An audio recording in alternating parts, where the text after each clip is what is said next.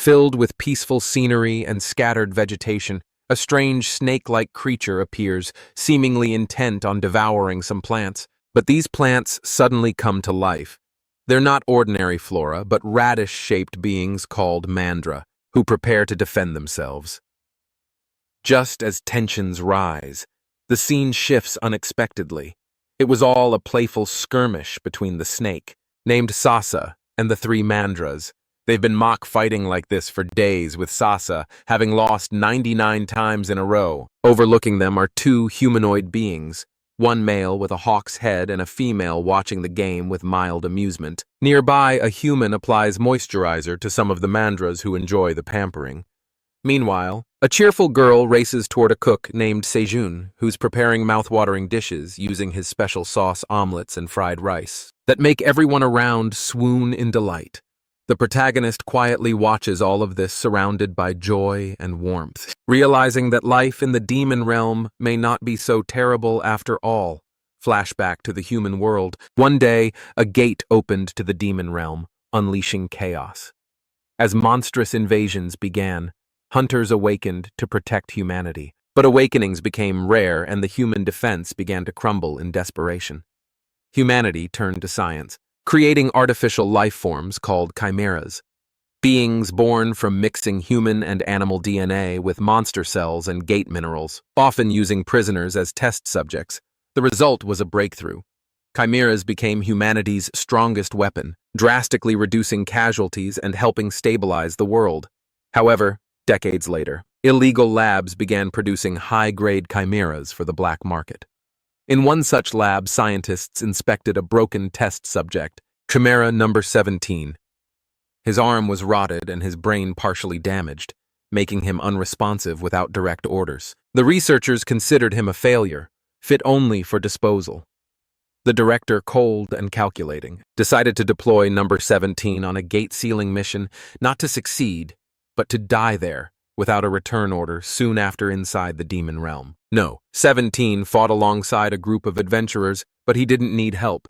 He single-handedly obliterated monster after monster. Using devastating powers like a spirit bomb to clear the battlefield, the adventurers were in awe, reduced to mere looters trailing behind his wake.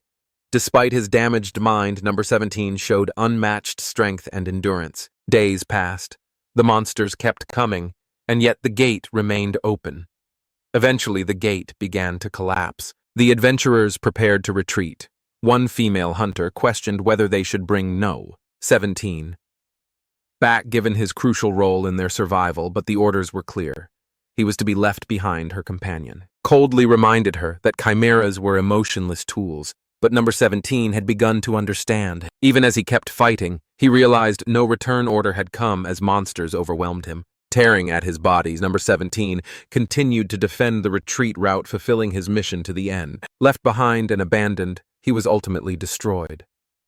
Later, the mission report revealed an astounding result. Not a single hunter died, and Chimera number 17 had defeated 1,823 monsters alone at the moment of death. Chimera number 17 was remembering a forgotten past which was vaguely appearing inside the Chimera's mind.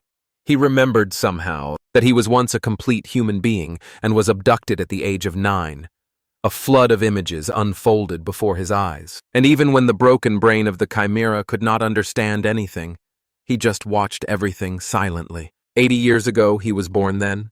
70 years ago, he was inside an orphanage fighting off the bullies that bullied him, and then getting punished when it was not his fault. It was then that he got out of the orphanage and tried living on his own, but it was too harsh.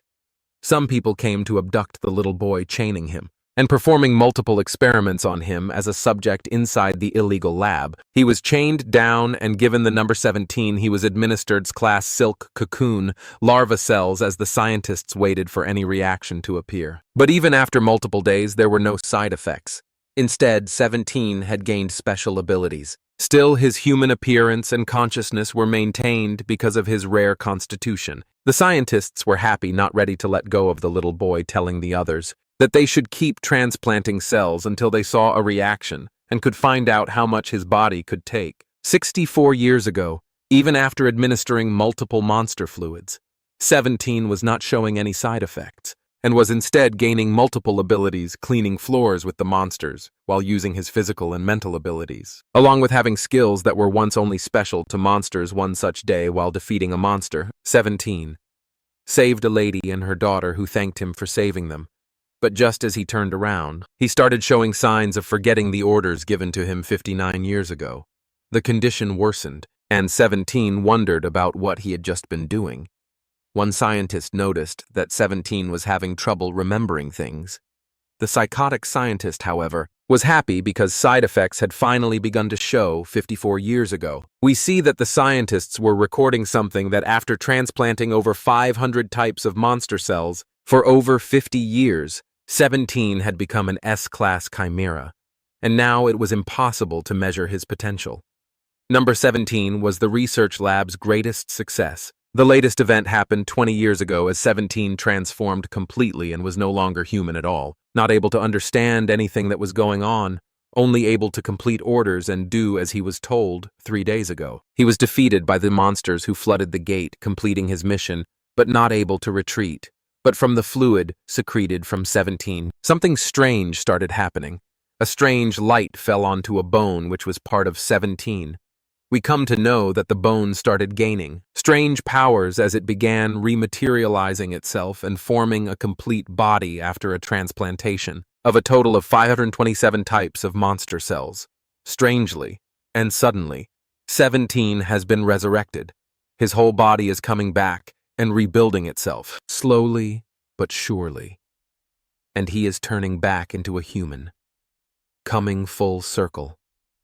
17 was shocked, wondering if he had completely turned back into a human. But as he started using his monster abilities, they were not completely gone, and he realized that he was not entirely human, but instead had just regained the appearance of one.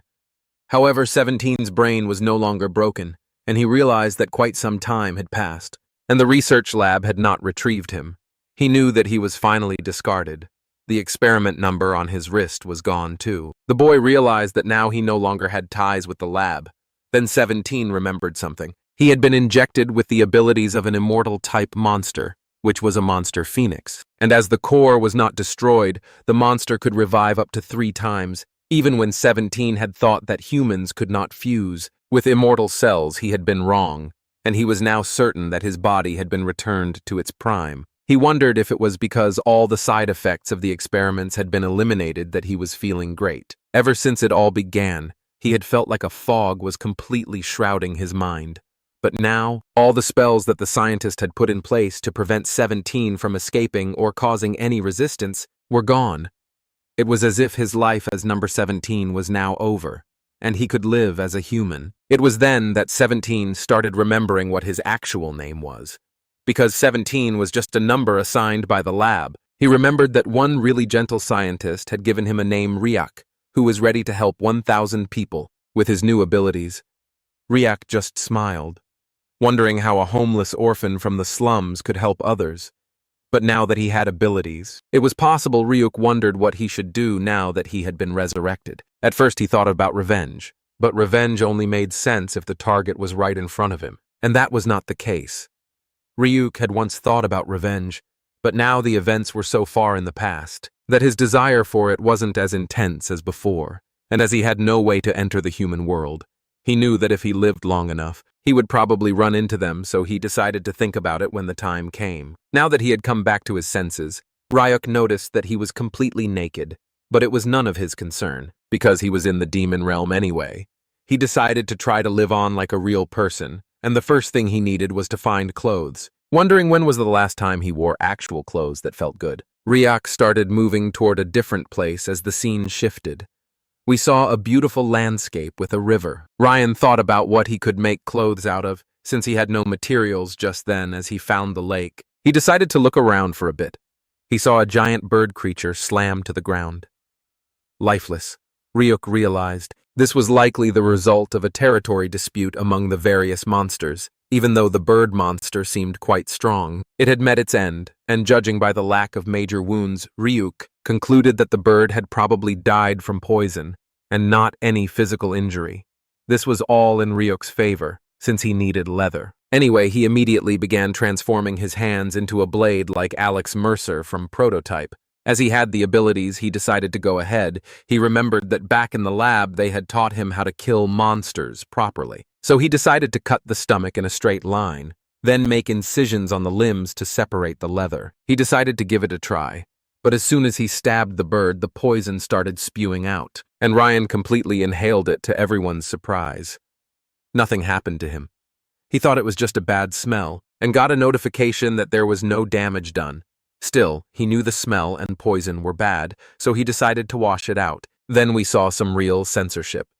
While the bird lay down, Ryak was happy with his first attempt. As almost all the leather was extracted, the next step was to clear out all the poison from the leather so that it could be worn. But the boy was shocked to see that even though the leather looked soft, its material was heavy to lift and too stiff. Ryuk thought that maybe because it was monster leather, it was as stiff as iron plates. Just then, he got an idea. He transformed his hands back to physical form and started slamming the leather with ferocious punches, not leaving any room for it to escape. The process he was doing was called tanning, which was used to remove hair, fats, and extra stiffness from the leather to make it soft after multiple punches. The leather was finally soft and fluffy now. Ryuk realized that he had found real industrial leather. The bird monster was still censored. Ryuk wondered if this much leather was enough for wearing since he was quite tall as he was contemplating. We saw the bird come back to life again with a tiny fire suddenly lighting up near its tail. The bird was shocked, wondering where its skin had gone. Meanwhile, Ryuk was tearing down the leather to make it fit, and he punched 2 holes into it to pass through his arms after tightening it up with a leaf rope. Ryuk was happy with the result. The leather perfectly fit his body, and now his whole body could be covered. Just then, Ryuk realized that some of the poison had not been properly washed off. It had not fully disappeared, but since he didn't want to wash it again, he decided to wear it anyway.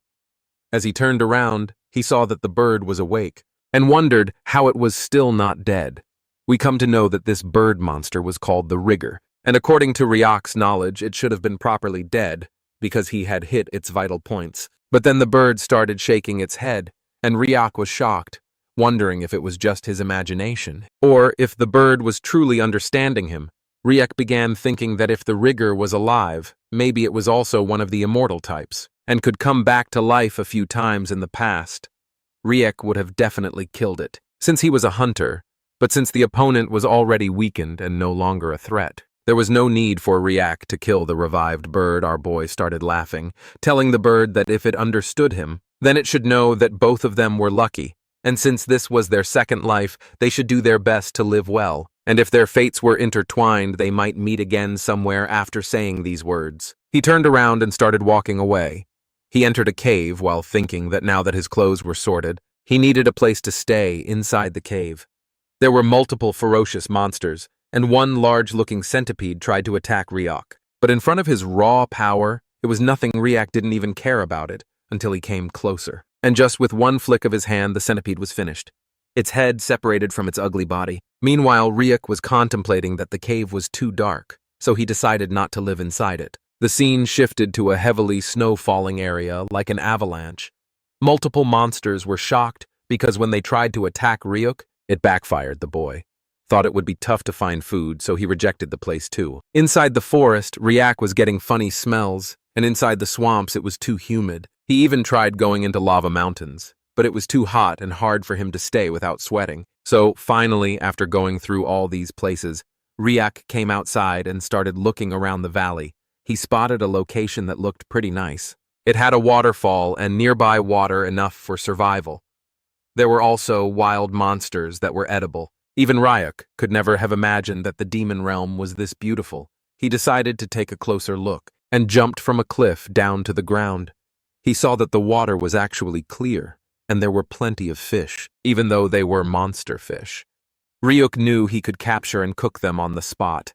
It would feel like camping for him. Since this place was like a natural fish farm building, a house nearby was not a bad idea at all to add to the ambiance. There were flowers and the air was fresh, giving Ryuk a peaceful feeling. He finally decided that this would be the place to build his house. As the boy smiled, the scene shifted to another location nearby the valley. where a strange portal began sparking and opening, tearing through space. Someone came down at insane speed, crashing into the ground and kicking up a lot of dust. It was a small creature with robotic hands and red eyes, while a greatly evil aura emanated from him. As the robot looked around, he wondered if this place was the demon realm. Meanwhile, the scene shifts back again, and we see that Ryuk was looking at the spot where he was thinking of building his home, finding it good, because he could also hear the sound of the waterfall about 10 minutes away. He finally decided to build his own house, and first, he needed a place to build it, so he used his powers of the Chimera to cut off multiple trees, and to plane out the area a little, so that he got a plain surface to build on, and some wood to build with. He levitated multiple logs together and separated the good quality wood from the bad quality ones. Knowing that it should be good enough, as Ryuk was walking around, he realized that the ground was too bumpy and needed cleaning up, so he slammed onto the ground with his monstrous whips and took out the tree roots with a jolt, clearing out the ground like a playing field. Knowing that the sunlight would come directly inside his house, he just moved his hands and feet, according to what he felt. But still the place was nice and clean.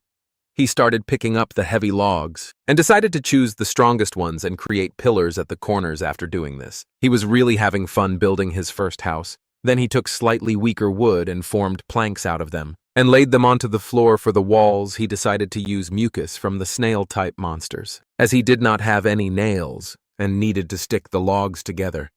He knew that whenever the snail mucus hardened, it became as tough as stone, and sticking the logs together with it would also work for waterproofing. For the finishing touches, Ryuk used his silk technique once again and threw it all around the place, making a net so that no one would come around his home, and if anyone dared to enter, Ryuk would come to know immediately. We see a really suspicious-looking house with a red aura emanating from far away and just with 3 materials: logs, snail monster mucus, and silkworm cocoon thread. The house of Ryuk was finally complete, but it was still a bit disappointing, because Ryuk felt like something was missing. He wanted to remember what a house looked like when he was a human. He remembered that inside the lab they were taught by some people about a typical house and how it looked before the gates appeared. In the training videos, he saw that the humans always raised something in the yard, be it vegetables, flowers, or pets. But as you cannot find a dog in the demon realm, he decided to make a vegetable garden. But one question still remained. What could the boy even grow in the demon realm? Just then, he remembered something, that there was a snow mountain nearby. So he thought he should plant some mandras from the mountains so that he had enough radishes. As the scene shifts, we see that Ryuk was in the snowy mountain once again, which was the Mandara's habitat. It was around the summit of the snowy mountain where demonic energy was the strongest. So the Mandaras found it quite comforting. It was snowing at the whole place quite a lot. So Ryuk remembered that even on the day he was abducted to the lab, it snowed heavily as if there was no end to it. Back then it was so cold that Ryuk thought being kidnapped was rather a good thing. But just then he immediately got a realization that becoming a chimera does have its advantages, because now he did not have to worry about dying from cold or hunger. Ryuk noticed the demonic energy which was at its peak, and he realized that he had finally arrived. As Ryuk analyzed the whole area, he saw a few leaves coming out of the ground, and he was thankful that he did not waste his trip. Because these were Mandra's leaves, these Mandras were delicate and vulnerable to stress, so they could die from even small environmental changes. Relocating them was a task, and Ryuk realized that young and adaptable individuals were probably better for it. He decided to take 3 roots for now, and as he took them out, he thought to himself that he should have covered his ears beforehand. But as he took out the Mandra, he was shocked to see that the creature was cutely sleeping, and he thought there was something wrong with it, so he took out another one, and all 3 of them were actually sleeping soundly, not even waking up after being taken out of the soil. It was as if these cute creatures were talking in their sleep. Ryuk was familiar with the Mandra scream, which was a phenomenon caused by humans cultivating Mandras artificially. In the human world, where there was very little demonic energy, the Mandras came under extreme stress. And if someone forcefully pulled them out, they would let out a shrieking scream and die along with the person who heard the scream. But since there was no scream, Ryuk guessed that it was because of the demon realm they were not even resisting. And Mandras had the nature of struggling to run away if they got out, But these cute creatures were slowly waking up, smiling while looking at Ryak. Then he realized that maybe these creatures were recognizing Ryuk as a fellow creature of the demon realm, since his body also contained the mandra cells. But all this worked in Ryuk's favor, because the less stressed the mandras were, the better they would grow later when they would grow well. Ryak wondered if he should ask for a few roots and make some trees, because the fruit could be a snack. But he also knew that forcefully plucking the fruit could be extremely poisonous, so he decided to try and persuade the little creatures carefully. Suddenly, as Ryuk decided to go toward his house, several screams came into his ears from the opposite direction. He realized that there must be hunters nearby, and even though Ryuk was not able to comprehend why they came all the way to the dangerous snowy mountain, he decided that he should go and grab the gate. Stones from them as the scene shifts. We see two adventurers who were actually brutally damaged from the monsters. One of them was cursing his other team members, realizing that they had used them as bait and ran away. But the other immediately told the first one to pull themselves together because the monsters were coming at them. Once again, these monsters were filthy-looking rabbits, with jaws that opened like octopuses. The man was somehow able to protect himself for a while by using a blue-colored force field, but the monsters were so powerful that the defense wall was about to break, and the rabbits were rapidly scratching the wall like crazy.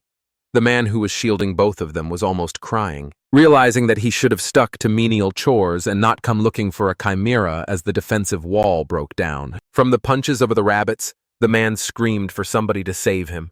And just then, something dropped down from the sky, scattering all the snow around it. Even the deadly rabbits were shocked, and the adventurers wondered who or what it was. They were shocked to see the silhouette of a person coming out from the smoke. It was none other than Ryak himself, who realized that these were the snow rabbits who were low-level creatures in front of him.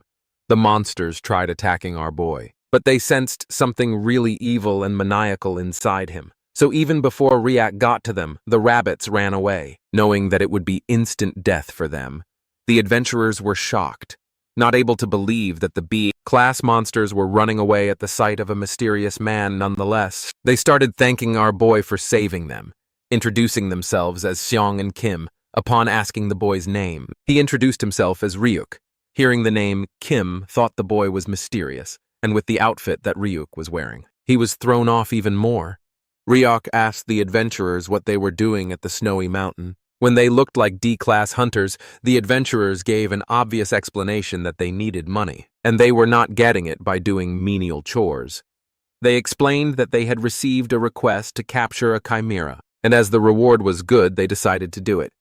Ryak was alerted, wondering if they were searching for him instead, but the adventurers further explained that one test subject had escaped from the lab and it was a mechanical creature, so it jumped into the gate. While fleeing, the boy realized that if it was a mechanical creature, then it could not possibly be him, and it was a relief, because Ryak was not being searched.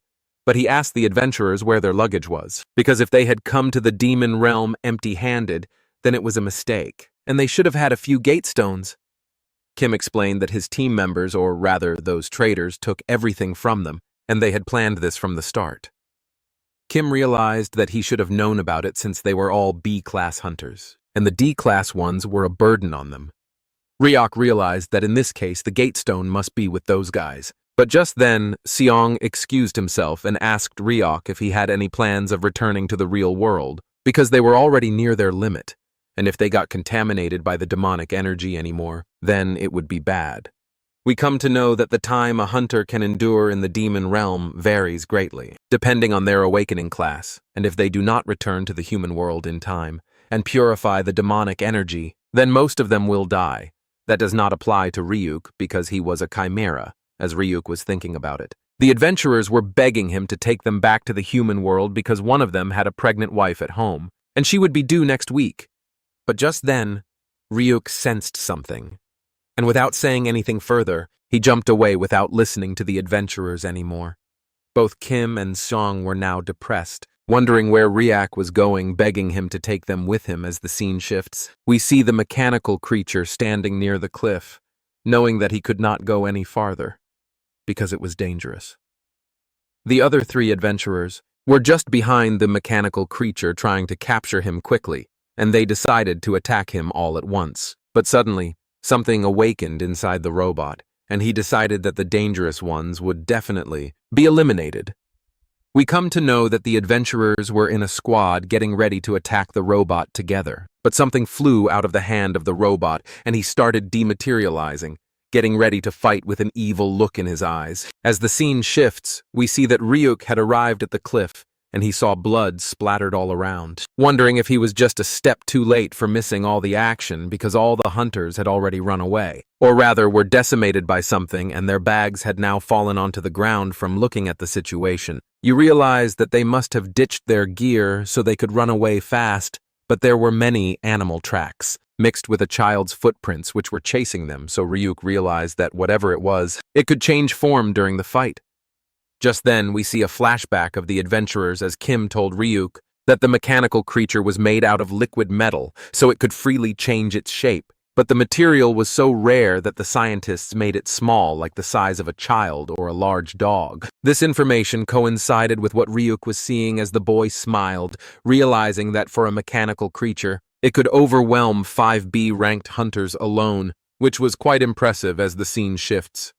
We come back to the place where the adventurers were lying down. Kim was consoling Seong, who thought it was over for him because his whole body had been tainted by demonic energy. Kim told him not to say crap like that because his kid was due next week. But as Seong was not able to walk anymore, he told Kim that he should inform his wife about everything and tell her that Seong was sorry he couldn't make it back. It was a really emotional scene as Kim started crying, wanting Seong to just hang on a little longer because he believed that some miracle might still happen. But suddenly Kim heard some footsteps, and as he turned around, tear-faced, he was shocked to see that Ryuk was back. And on his back was the gear bag that the adventurers had carried. Kim immediately dropped down on the ground and started begging Ryuk for saving them. It was then that the boy remembered once again that the adventurers did not have any gate stone. But Kim was not stopping explaining to Ryuk that inside the lawless demon realm, once they lose, it's over. That's why Kim decided to offer 2 10 million won checks so they could buy 1 gate stone for themselves to get out. Ryuk was shocked after looking at the checks. But Kim knew that if they didn't return now, they would definitely die. Even Ryuk realized that although he didn't need the money now, it could come in handy if he decided to go to the human world later. So Ryuk accepted the check and gave the adventurers a gate stone, breaking it and causing a portal to open immediately. Kim bowed down in front of our boy, promising that he would never forget what Ryuk had done for them as long as they lived. Kim started going towards Seong, telling him to get up because he knew that if they hurried, they could survive. But Ryuk was actually shocked, asking the adventurers if the gate stone was too expensive because it used to cost around 200,000 won in the human world. But the adventurers were shocked, strangely wondering why Ryuk was talking about something so ancient because nowadays these gate stones go for around 1 million won each. As Ryuk felt he had received too much, he decided to count the extra money as a fee for saving them. The boy tapped Kim on the shoulder, while a blue energy flared out from the adventurer, and even Seong was now having the same condition. They both realized that the boy was infusing mana into the adventurers. But for them, it was a really dangerous process, because infusing mana was something even an E-rank hunter would avoid if the mana collided and tangled. Then the mana core inside the person could shatter, and they would both die. Kim thought that if this continued, all 3 of them would definitely die. But in front of him, his friend was suddenly all right, and Seong was looking like a new adventurer, realizing that the demonic energy had been completely purified. The man immediately hugged Kim, happy that he was actually alive. The adventurers decided to go out from the gate immediately. Kim bowed down in front of our boy, promising the same thing as before, that he would never forget the favor. Both of them were shocked that Ryuk could purify demonic energy with mana, because it was only possible with overwhelming amounts of it, so they couldn't comprehend who Ryuk actually was. As the scene shifts, we see that the boy was still kind of disappointed after looking at his house, which looked straight out of a horror movie. But we see that Ryuk was just analyzing the place, and was happy that no one had intruded. While he was out in his tiny precious home, he wanted to go through everything he had looted, because he knew that he had gotten some unexpected earnings which made for a satisfying outing. But as he turned down, he saw that the mandras were calling out to something, and it was just their little cries. Ryuk realized that their leaves were now getting droopy, maybe from all the travel, so the boy decided to plant them right away, thinking that the spot in front of his house would do. But still, even after being planted, the mandras were displeased. Ryuk realized that maybe these creatures didn't like the forced relocation, and that's why they were still looking unhappy. Or maybe they were just hungry from traveling without soil, so Ryuk decided to give them some mana, because it usually helps to power up creatures. After getting enough mana, the mandras were smiling once again like the cute creatures they were. And as they smiled, Ryuk was happy too, thinking it was successful. But as we get a back scene of the boy, we see that Ryuk was sensing some kind of aura as two eyes were looking at him from behind the bush. It was none other than the mechanical creature itself, who was going around the boy and looking at him constantly. But Ryuk knew that if the creature wanted to do something, it would show itself and there was no need to interfere. The boy stored the checks of money for later, when he would need them, and decided to unpack all the stuff he had gotten. There were many things, including a portable burner and cooking set, which were essential gear for outdoor cooking, along with gate stones and spare clothes. There were 8 gate stones that let the user travel freely between the human world and the demon realm, and with the spare clothes, Ryuk had some extra wear, but he realized that they were contaminated and needed washing. The boy had also gotten 2 sleeping bags, so now he didn't need a bed to sleep. But suddenly, Ryuk noticed that inside the bag was a bowl of ramen, and he remembered that the last time he had it was back in the orphanage as he was hungry. He thought it was the perfect time to cook some ramen. He read the ramen cooking instructions and went out to grab some water. But just then, multiple monster fishes came attacking the boy. He was as calm as he could be, just like Lin as he decided to flick the fishes lightly, so they wouldn't get decimated. He thought that fish might taste good inside the ramen, and for eggs, he grabbed some monster eggs, instead of actual poultry eggs, along with something crunchy to substitute the green onions, and other toppings for taste. As the ingredients were ready, he decided to go back inside. But we see that the mechanical creature was also following our boy, and its stomach was rumbling like crazy, as it realized that Ryuk was going to cook. On the other hand, the boy turned on the pocket stove and started cooking the ramen all together with all the ingredients at once. Even though the instructions didn't say when he should add fish, he decided to just boil it all together for the taste. But as the cooking continued, a vicious smell was spreading all around his house, and the mandras were not able to breathe in such a suffocating stench. Even the boy wondered if this was how ramen was supposed to smell. But since he had eaten it a long time ago, he didn't know what was going on. Meanwhile, the mechanical creature was also getting attracted by the cooking smell. Wanting some too, it immediately transformed into a cute dog, because it had seen in the lab that humans liked dogs, and those who looked pitiful would get help. So it started crouching on 3 legs, pretending to be injured and whining. But Ryuk immediately realized that it was the same mechanical creature who had been trailing him for quite a while, and now it had turned into a dog. Ryuk wondered if it was trying to lower the boy's guard, and was pretending to be hurt to gain sympathy. But from its actions, Ryuk realized that the creature was just a clueless young specimen who was smiling after looking at him, as the boy wondered how such a thing could escape the lab and make it into the demon realm. When it was so obvious, Ryuk just looked at the dog, telling it that the food was ready and that it would get some too. Both the dog and Ryuk looked at the ramen, which looked incredibly tasty to them. But it was as awful as it could get. As both the dog and the boy started eating, Ryuk began having flashbacks of how they ate ramen and how delicious it used to be. Due to the nostalgia, Ryuk forgot how the ramen actually tasted and still ate every bite of it, because it was the same as he remembered from his younger days. The ramen taste that Ryuk remembered from his youth was strong enough to overpower any other smell after eating.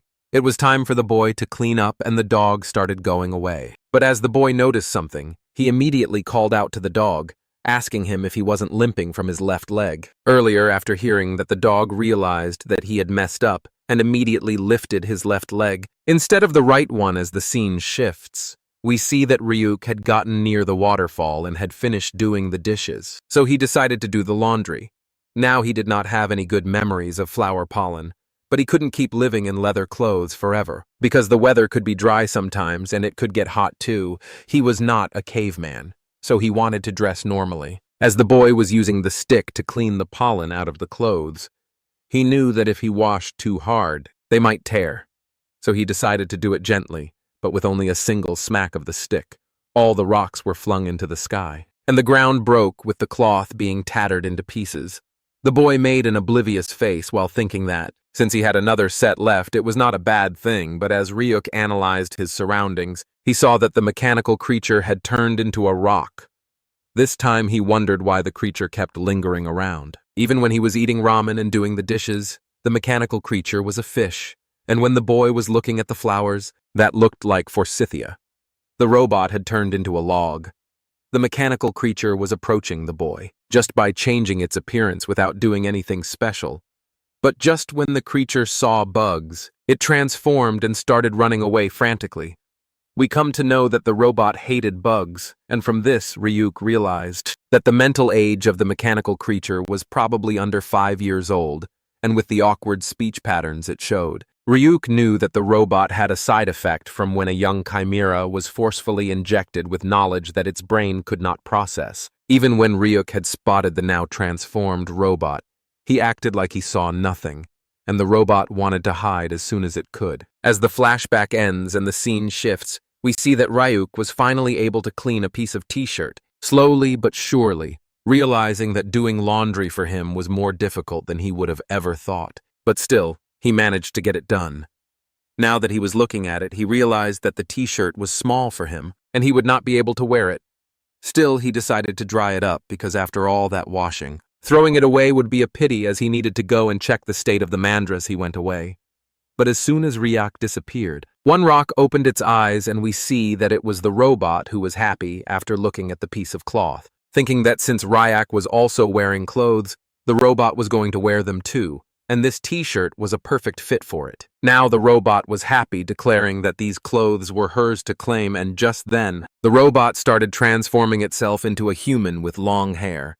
And we come to know that the robot was actually a female, not a male. After wearing the t-shirt, she took the human form which fit everything perfectly as the scene shifts. We see that Ryuk was now in a dilemma, wondering what was happening with the mandras because they were withered once again, and even they didn't know what was happening. The leaves kept withering and the roots were a bit dry too. That was strange, because the boy had pulled out weeds at the exact time and all the weeds were already out of the field. But then, he realized that something was deep inside the ground as the boy started digging out every bit of it. There were all sorts of things underground, and also little worm monsters that were feeding off the energy of the mandras. Ryuk now decided to grind it thoroughly, to make it smooth so that his mistake would not be repeated. It was just a temporary relief, and the mandras were happy, but Ryuk knew that he needed to make a proper vegetable bed around them. So he wondered if he should just make it about the size of his house. Just then, cute little steps appeared in front of the boy as the robot now turned into a cute girl, said hello to Ryuk. The boy immediately knew that it was the robot, and thought that she took a human form because she was ready to talk.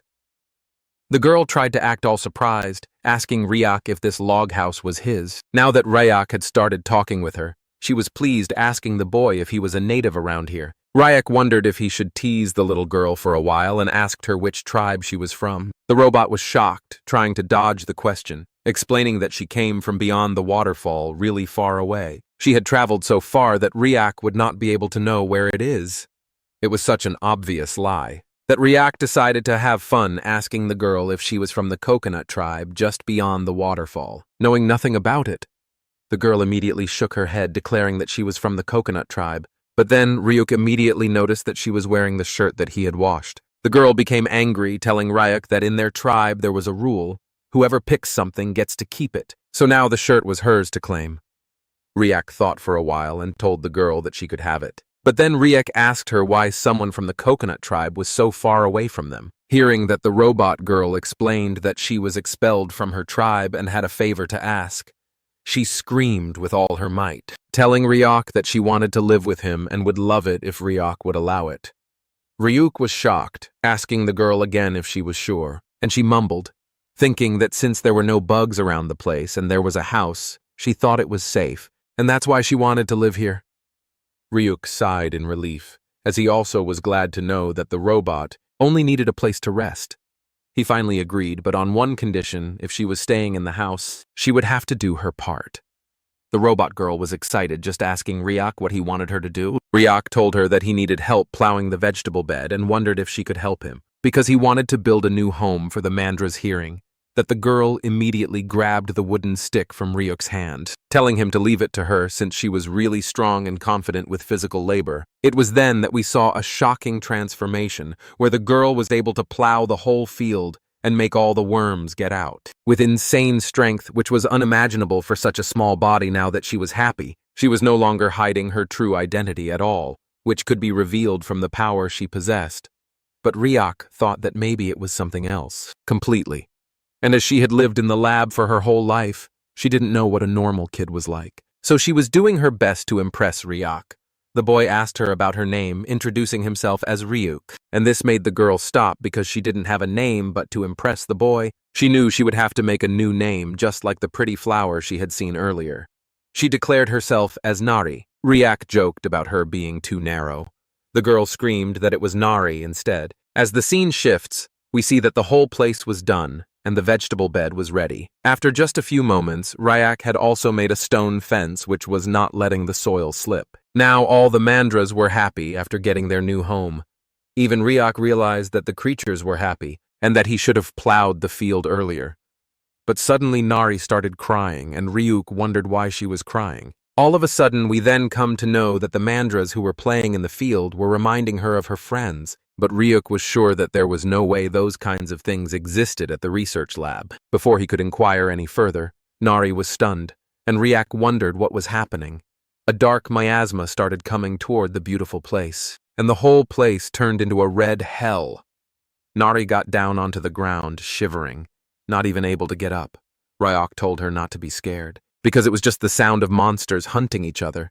It was then that Nari revealed that, before she came to the valley, she saw a monster that looked like a chick, and several monsters were attacking it. Even Ryuk could sense that Nari was telling the truth, and somehow she was also feeling that the chick was hurting badly. As it had gotten bitten by some venomous monsters, Ryuk explained that the chick was going to be eaten soon, because this was the demon realm, and it was a place only for the truly strong. But then, Ryuk suddenly asked the girl if she wanted to save that monster as a chimera who was only able to follow orders. She told Ryuk that she couldn't save the monster, even though her body was resisting it. Ryuk immediately realized that the side effects of the mind control command were still lingering inside the robot, and it couldn't move according to its own will. Ryuk wondered if he should help the girl a little, but in a way that didn't sound like a command. So instead of commanding, Ryuk asked Nari if she wanted to go and check on the bird, because if she helped, maybe the chick could survive hearing that. Nari immediately flew away, telling Ryuk that she would be back after the lookout was done. As the scene shifts, we see that multiple, and like monsters, were attacking a cute little cotton ball of a chick.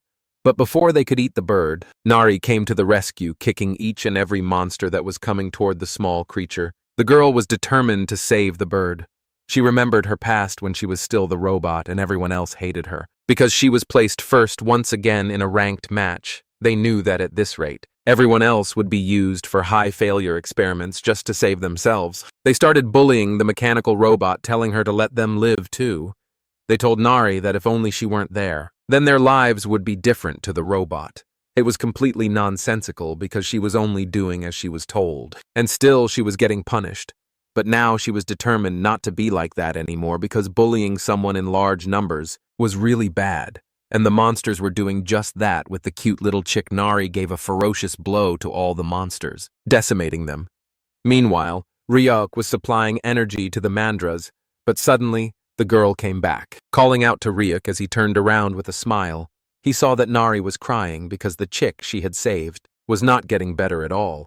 But the moment he saw the bird, Ryuk remembered something. It was about the giant bird he had slain. Once he immediately felt that he had seen it somewhere. Meanwhile, we see that Nari was crying because the chick wasn't waking up. It was looking bad to her, and she wondered if the creature was dying. Ryuk decided to take a look himself and used his mana to infuse into the chick. He came to know that luckily, there were no fatal injuries. We learned that each monster's energy holds a story, and the bird that he had skinned had now shrunk and gotten lighter in color. But it was still the same, because just like the undead-type monster from before, the bird also had such an ability. Ryuk wondered why it got so small, and if it had something to do with how it healed. Differently from others as Ryuk was thinking about it. Nari asked if the bird was dying. Ryuk calmly told her that the bird was just starving, and had probably gotten too small to find its own food. He explained that he gave it some mana so it would heal on its own if left alone. However, after looking at the injured chick, Nari wasn't ready to leave it alone, because she had been treated the same way before. She thought that if they left the bird, it would die because it was all limp like a rice cake. So she requested Ryak to let her raise it. Because she wanted to take care of it, she even agreed to train and feed it well and promised to do so. Ryuk was strangely happy knowing that the bird was going to grow really big, but upon hearing that, Nari said she would only feed it a little so it wouldn't get that big. Ryuk agreed, telling her she could do whatever she wanted and that it might even guard the yard someday as the scene shifts. We see drool dripping from the bird's mouth as it wondered where it was as soon as it opened its eyes. It saw Ryak, the man who had skinned it before, but what it didn't notice was that it was being held by a small girl, who immediately tossed it into the air to celebrate, because it had woken up. The bird squeaked like a penguin, unable to comprehend what a little girl was doing in the demon world, but she was just happy that it was alive. Just then, Ryuk noticed something. It wasn't a fluke. He could actually understand every word the bird was saying. He could understand its feelings and speech as the scene shifts. We see Nari had bandaged the bird, telling Ryuk that the healing was done. Meanwhile, the bird was annoyed that it couldn't move. Then the girl told Ryak she had picked a name for it since the bird kept squeaking. Every time it tried to speak, she named it Squeak. Ryak didn't care about the name and simply told her it wasn't bad. The bird immediately stood up, looking angrily at Nari and asking why she was nomming him. He already had a name. But before he could say anything, Nari toppled over a whole utensil of water, thinking he was squeaking because he was thirsty again. It was surprising even for Squeak, who puffed up like a pufferfish. Nari wondered what she should do. Ryak realized Nari couldn't understand the bird, and that Squeak wanted her to stop giving him more water, instead of letting the bird speak. Ryak told her to stop giving it water, otherwise it could be harmful, but Nari misunderstood, thinking it wasn't thirsty but probably hungry, so she should find food instead. Meanwhile, Ryuk noticed he had more stuff lying around, so he thought about building a storage shelf, since he didn't need it too big. He cut a medium-sized log into pieces, but as soon as the blade touched it, the wood cracked in half. Ryuk wondered what went wrong since he did the same with logs for the table and chairs, and they hadn't cracked. Squeak watched from a distance and toppled over the table, telling Ryak that the wood had a different color, meaning it was soft wood, not hardwood. Ryak didn't turn, but asked if the wood's strength changed by type. Squeak confirmed it. Ryak then asked what wood color was the strongest, and the bird replied it was obviously red oak. Then the bird realized Ryak could understand him, which was shocking. No human could speak the monster language, but Ryuk didn't react, and instead wondered where he could find red-colored wood. Squeak, still having all his powers, decided to try mind control on Ryuk to find out more. But as he started his mind-reading skill, he saw that Ryuk continued speaking while a giant monster inside him blocked all the mind waves. Ryak calmly asked why he couldn't find the red-colored wood even after searching. Now the bird was sweating and pale, realizing Ryak had blocked the mind-reading and could hear him loud and clear. Ryak explained he could hear the bird's thoughts as human words. Strangely, the bird could also understand human speech. Squeak hesitated about whether to tell Ryak the truth, but the boy assumed he was probably a rare smart monster, something he'd only heard about. Never seen. Ryak asked if they'd met before, and Squeak admitted they had. He really wanted to meet Ryak again. Ryak was shocked, but the bird explained that Ryak had saved him, and from that day, he had promised to return the favor if they ever met again. Ryuk realized that when he removed the leather from the bird's body, the poison was also removed, and its core remained intact. Yuk was happy, realizing he'd done a good deed. He asked the bird if it could help now, and the bird agreed after some hesitation, telling Ryak to follow him. To where the redwood was growing. As the scene shifts, we see fire all around, and Nari is screaming while running from someone. She yells for him to get away, not wanting to go back to the lab as the heat rises. Nari cries and runs with all her might until she finally collapses, unable to continue. She has a panic attack, realizing the man chasing her is from the lab, and he has come to capture her. We learn Nari is terrified of fire, finding it scary enough to paralyze her completely.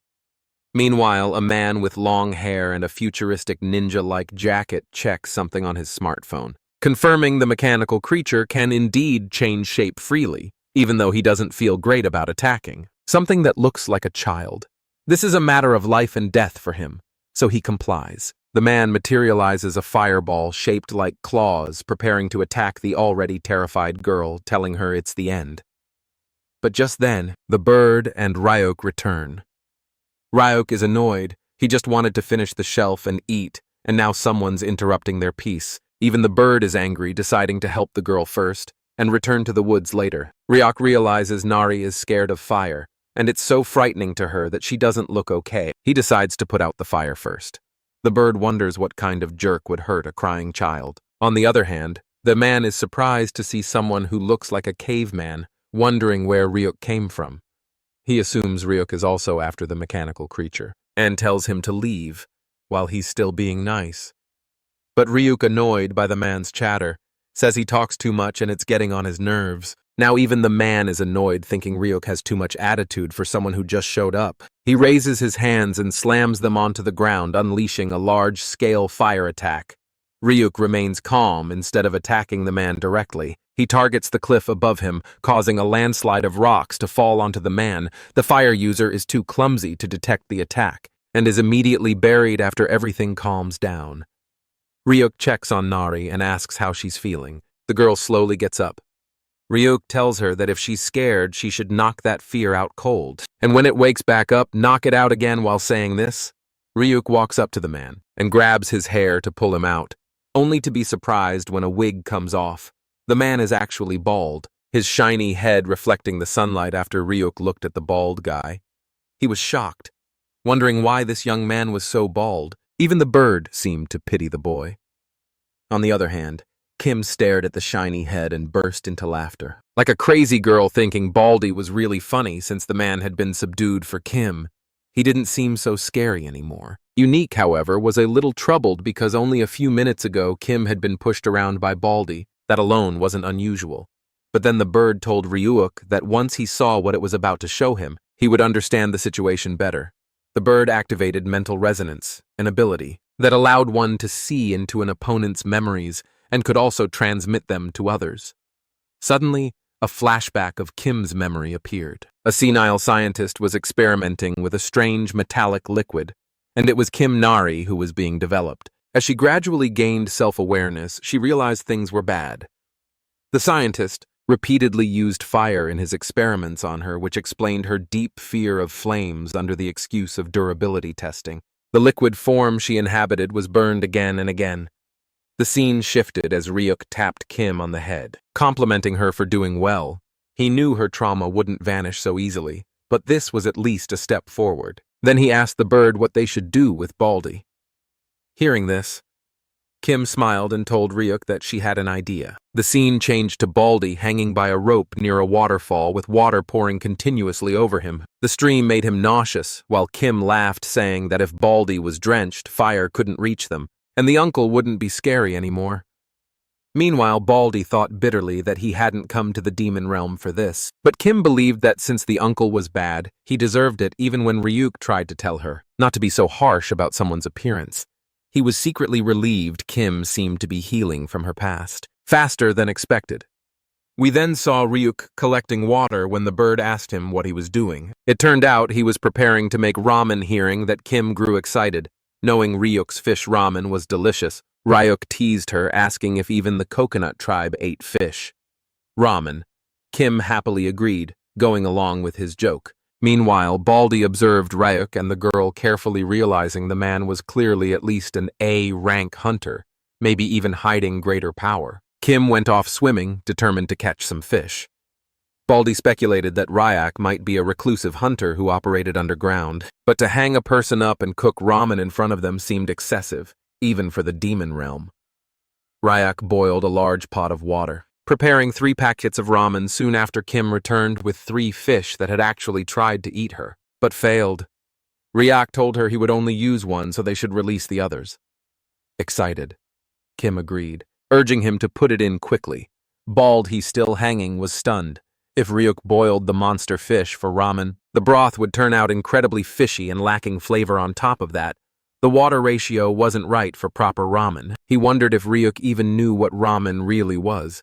Kim however, was too thrilled to care. Then suddenly all three of them froze as a voice called out, telling them to wait. It was Baldy himself, he said.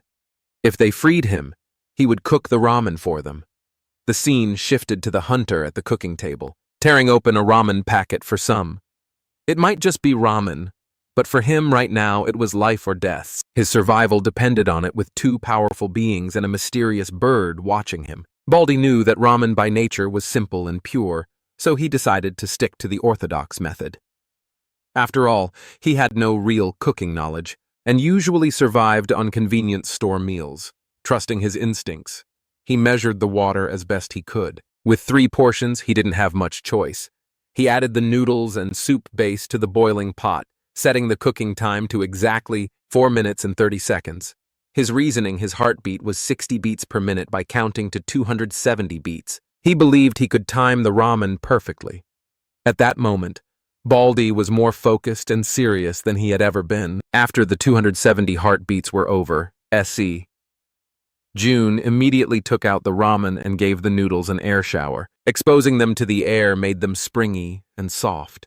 He knew that kimchi would have been the perfect side dish, but since they were in the demon realm, he did his best with what he had.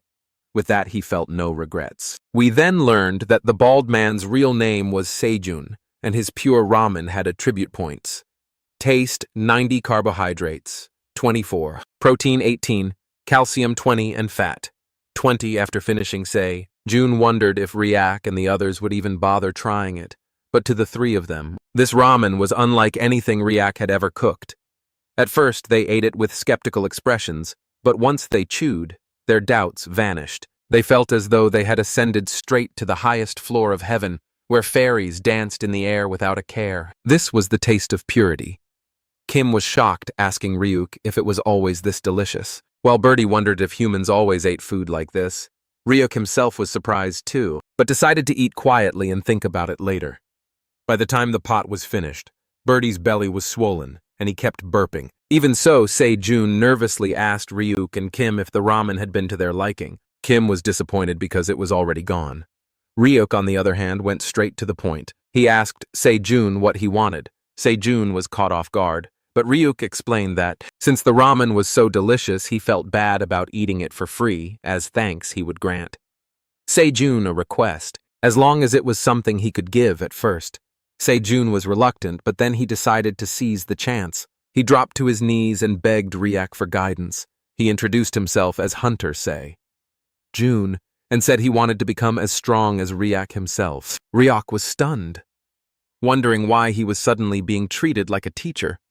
Sejun explained that Ryak was the strongest hunter he had ever met, and since he had even built a house here, Sejun assumed he would be in the demon realm. For long-term subjugation and desperation, Sejun even tried to impress him with lies, claiming he could cook other dishes and had certifications. In truth, his father ran a small chicken restaurant, which made him genuinely skilled at frying chicken. He offered to act as their supply shuttle, bringing clothes and goods from the human world. In exchange for lessons, he was even willing to pay whatever Ryuk asked if it meant he could receive guidance and eventually reach air rank. But suddenly, Ryuk thought of something and asked Sejun why he had attacked Kim. Was it only for the bounty or something else? At first, Sejun hesitated and asked if Ryuk meant the machine creature. Ryak told him to play along, and Sejun complied. He explained that he wasn't after bounties, not even Kim Naru. All he truly wanted was to pass the hunter promotion exam. Nothing else mattered.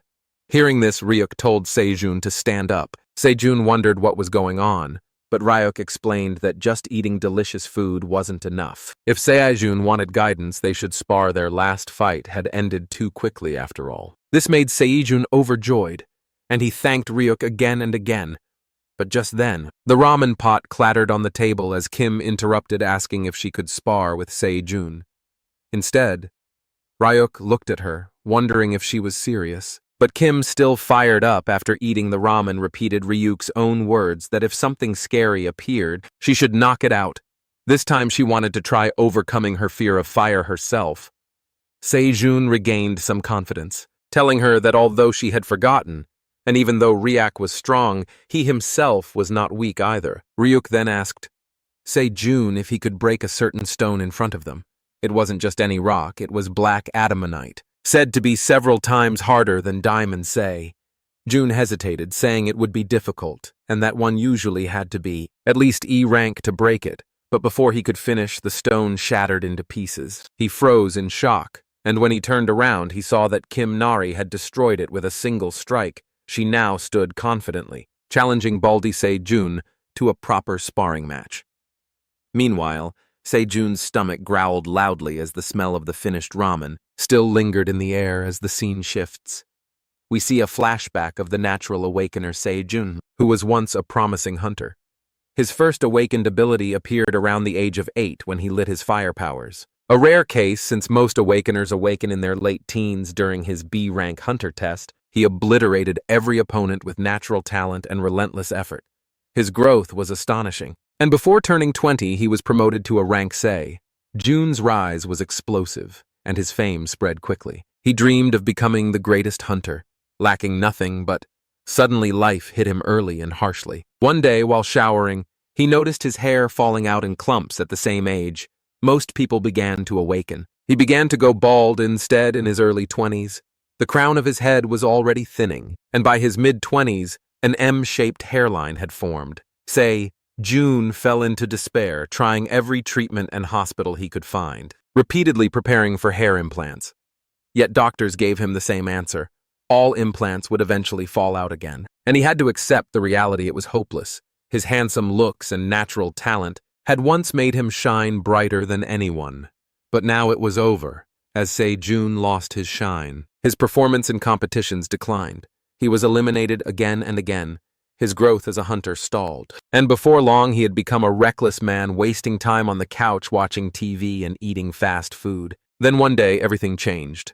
On television, he saw an interview with Dr. Han from the Handbit Research Institute. Something unusual had happened during an expedition to the demon realm. The doctor had accidentally spilled a rare liquid metal on his bald head. To everyone's shock, even at nearly 90 years old, he grew a full head of hair. When asked if he would develop a cure for baldness, the doctor dismissed the idea. He explained that the demon realm was unpredictable, and that he had already used the remaining liquid metal to build a machine. Creature hearing this, Se-jun felt crushed. He couldn't believe that when he needed a cure, the most some scientist had wasted such a miracle on building a machine. A few days later, reports announced that the Handbit Research Institute had lost control of that very liquid metal machine creature. Since the demon realm had no laws, whoever found it first would own it. Se-jun resolved to find it himself, determined to dump the liquid metal over his head and regrow his hair with that. He entered the demon realm, and the rest of the story unfolded as we already know. The scene shifts back to the present. Se-jun was lying on the ground, realizing that the kid in front of him was far too strong, while Kim Na-ri laughed because she had won yet again. Birdie was stunned, nodding that Se-jun hadn't landed even a single clean hit. Ryuk decided that if Se-jun kept performing like this, he would no longer spar with him. Hearing this Jun's eyes burned with determination as he resolved to do better. Meanwhile, Ryuk had just finished building a sturdy storage shelf from redwood, thanking Birdie for the idea. As Ryuk glanced at Se-jun, he noticed something. Despite taking so many blows, the man looked refreshed. Perhaps it was because he had taken off his wig. In an instant, Se-jun conjured a spear made of fire and prepared to fight Kim Nari once again. Even Birdie admitted that Se-jun's fire control wasn't bad, though he was still losing to a child. Ryuk explained that Kim wasn't an ordinary child in the next clash. Se-jun charged toward Kim, Nari determined to win this time. Just as his flame staff was about to strike her, she completely transformed into her liquid metal form, evading the attack with ease. Then she rematerialized into her human form and kicked him hard, sending him flying several meters before crashing down, splitting the rock nearby with a massive crack. Kim Nari laughed again, proud that she no longer feared fire, and it was all thanks to Se-jun. The man lay there wondering if this was the limit of his life, as a B-rank hunter with no more techniques left to use. Yet he refused to give up. Deep down he knew that only in the demon realm could someone like him, who was often seen as a failure, still have a chance.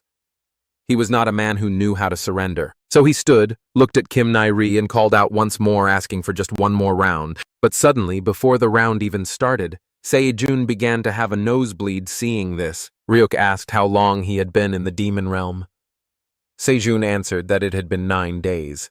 Ryuk explained that with his current rank, staying any longer would kill him from mana corruption, and that he should return immediately. Sejun wanted to stay, but he knew he had no choice. Ryuk then complimented him, saying he had the potential to reach a rank if he worked hard. At first, Sejun did not believe him telling Ryuk that he had failed the A rank test 6 years in a row. In reality, failing 3 years in succession usually meant there was no chance of improvement. But Ryuk assured him that his mana had not yet fully matured, and he should not give up hearing this. Sejun nearly cried. Ryuk added that before returning, he should purify his mana properly. Sejun had no words but gratitude, thanking Ryuk and Kim Nairi again and again, promising that he would give his all and asking them to watch over him. Ryuk also decided to help raise Sejun up to air rank. As the scene shifted, the group was getting ready to return to the real world. Sejun wondered if they needed anything besides ramen itself, but Ryuk told him it was enough for now. Sejun prepared to leave and promised to return to the demon realm soon as he stepped through the portal. Kim Nairi told him to take care, and in return he told her to train well, promising to beat her the next time. Then suddenly he remembered his wig and asked Ryuk if he had seen it. Ryuk denied it, saying he hadn't. Jun wondered where it had gone, but decided to check for it after returning.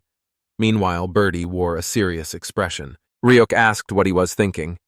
Birdie explained that if, Jun were to betray them, it would be dangerous, since he could bring other hunters back to capture Kim Nairi. Ryuk reminded him that he could read memories if he wished, and he had already confirmed that Sejun's desire to grow stronger was real and his baldness genuine, knowing the man's sincerity. Ryuk believed Sejun was worth training. Kim Nairi, still puzzled, finally asked Ryuk if he could really understand whatever Birdie was saying. Ryuk realized he had never mentioned it, and explained that he could indeed understand Birdie. He even told her that he had built the storage shelf, with Birdie's advice, which was why it looked so neat. Still, Kim thought the place was a little too dark. Ryuk transformed his hand, and cut a section of the wall to make a window, but just then he saw a laser cutting through the wood on the other side. Kim Nairi had already created her own window with Birdie's help with the place. Brighter. She said she liked it. Ryuk smiled and complimented her. He also explained that if Kim liked having a window, they would need a light source for the night. She asked how they would manage that, and Ryan told her about a material called luminous glowstones, which gave off light in the dark if they gathered a few and hung them from the ceiling. It would brighten the whole room. Birdie was shocked and asked if Ryuk even knew where to find them. Ryuk simply smiled, saying there were some in the volcanic region. Birdie warned that the volcanic region was one of the most dangerous places for hunters and also his own hometown. While saying this, Birdie looked sad. Ryuk wondered why returning home gave him such a long face. Suddenly, Kim Nairi grabbed Birdie's cheeks, saying his voice sounded strange and asking if something was bothering him. Birdie, choking, realized how sharp she was to catch on so quickly. Ryuk explained that Birdie was worried about the danger of the volcanic region, so Ryuk would go alone while the others stayed behind. But Kim refused, saying she was no longer afraid of fire, and wanted to go with him. Ryuk laughed, surprised at how quickly she had overcome her fear. He then asked Birdie if he was prepared to come too, with a resolute look. Birdie said he had things he needed to do in his hometown, so he would go as well. Ryuk nodded and began preparing his powers, saying it was decided, but they would first need special gear for the volcanic area. Meanwhile, in the mandra fields, a wig was thrown around playfully by the mandras. The scene then shifted to the fiery volcanic region where eruptions shook the land, and a huge monster slowly emerged from the lava, roaring into the air. The volcanic region was one of the top 3 most avoided places in the demon world by hunters. Volcanic ash constantly filled the air, tearing at their skin, while concentrated toxic gases and dense, demonic energy made breathing nearly impossible. It was such a dangerous place that almost nothing about it was known. In the human world, Birdie explained all this as they moved, but he was left in shock when he noticed Kim stepping directly into the lava, kicking it as if it were water and laughing like it was fun. Ryuk also realized that Kim was literally playing with fire. Birdie knew she was originally a mechanical being, so it was somewhat normal for her, but what unsettled him was how Ryuk could also withstand the deadly atmosphere without issue. When Birdie asked about it, Ryuk smiled slightly and revealed that he was actually a chimera hunter. Birdie had already suspected as much, but chimera hunters usually didn't look human. Ryuk explained that he too had once been different, but after regenerating he had taken on a human appearance again. Then he turned the question back to Birdie, asking if he was really comfortable staying with them since Birdie was a monster, and hunters would normally dislike his presence. Meanwhile, Kim nearly burned her clothes before stopping acting as though nothing had happened. Birdie replied that it wasn't so bad being with them. In fact, it was fun being able to talk to someone, and Ryuk and Kim didn't seem like bad people. Ryuk smiled, relieved by his words. Just then, Kim climbed out of the lava and noticed Ryuk talking with Birdie again, so she asked if they were having another secret conversation. Ryuk explained that Birdie was simply curious about him. Kim smiled and told Birdie that they were all natives of the demon world just like him. But Birdie knew that among the three, he was the only true native as they continued walking.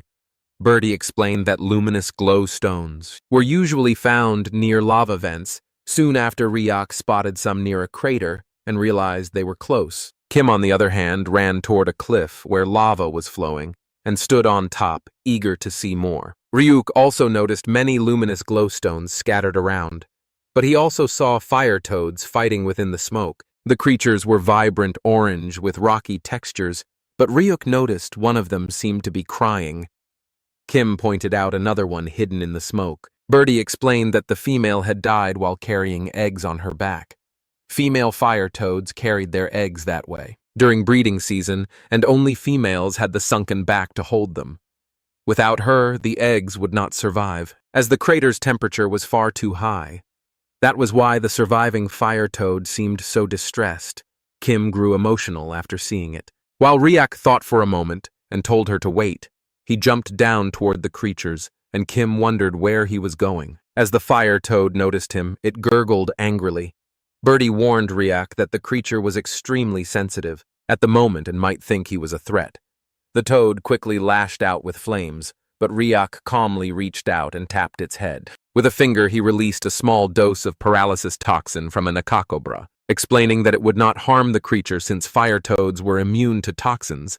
It would only immobilize it briefly. Kim shouted in worry, but Ryuk reassured her he was fine, since he carried fire toad cells within himself assessing the situation. Ryuk knew nothing could be done for the dead female, but the surviving one still had a chance as the paralyzed toad lay still. Ryuk carefully placed the abandoned eggs onto its back, telling it to hold on until they hatched soon after. The toad recovered and turned toward the resting female almost as if to say goodbye.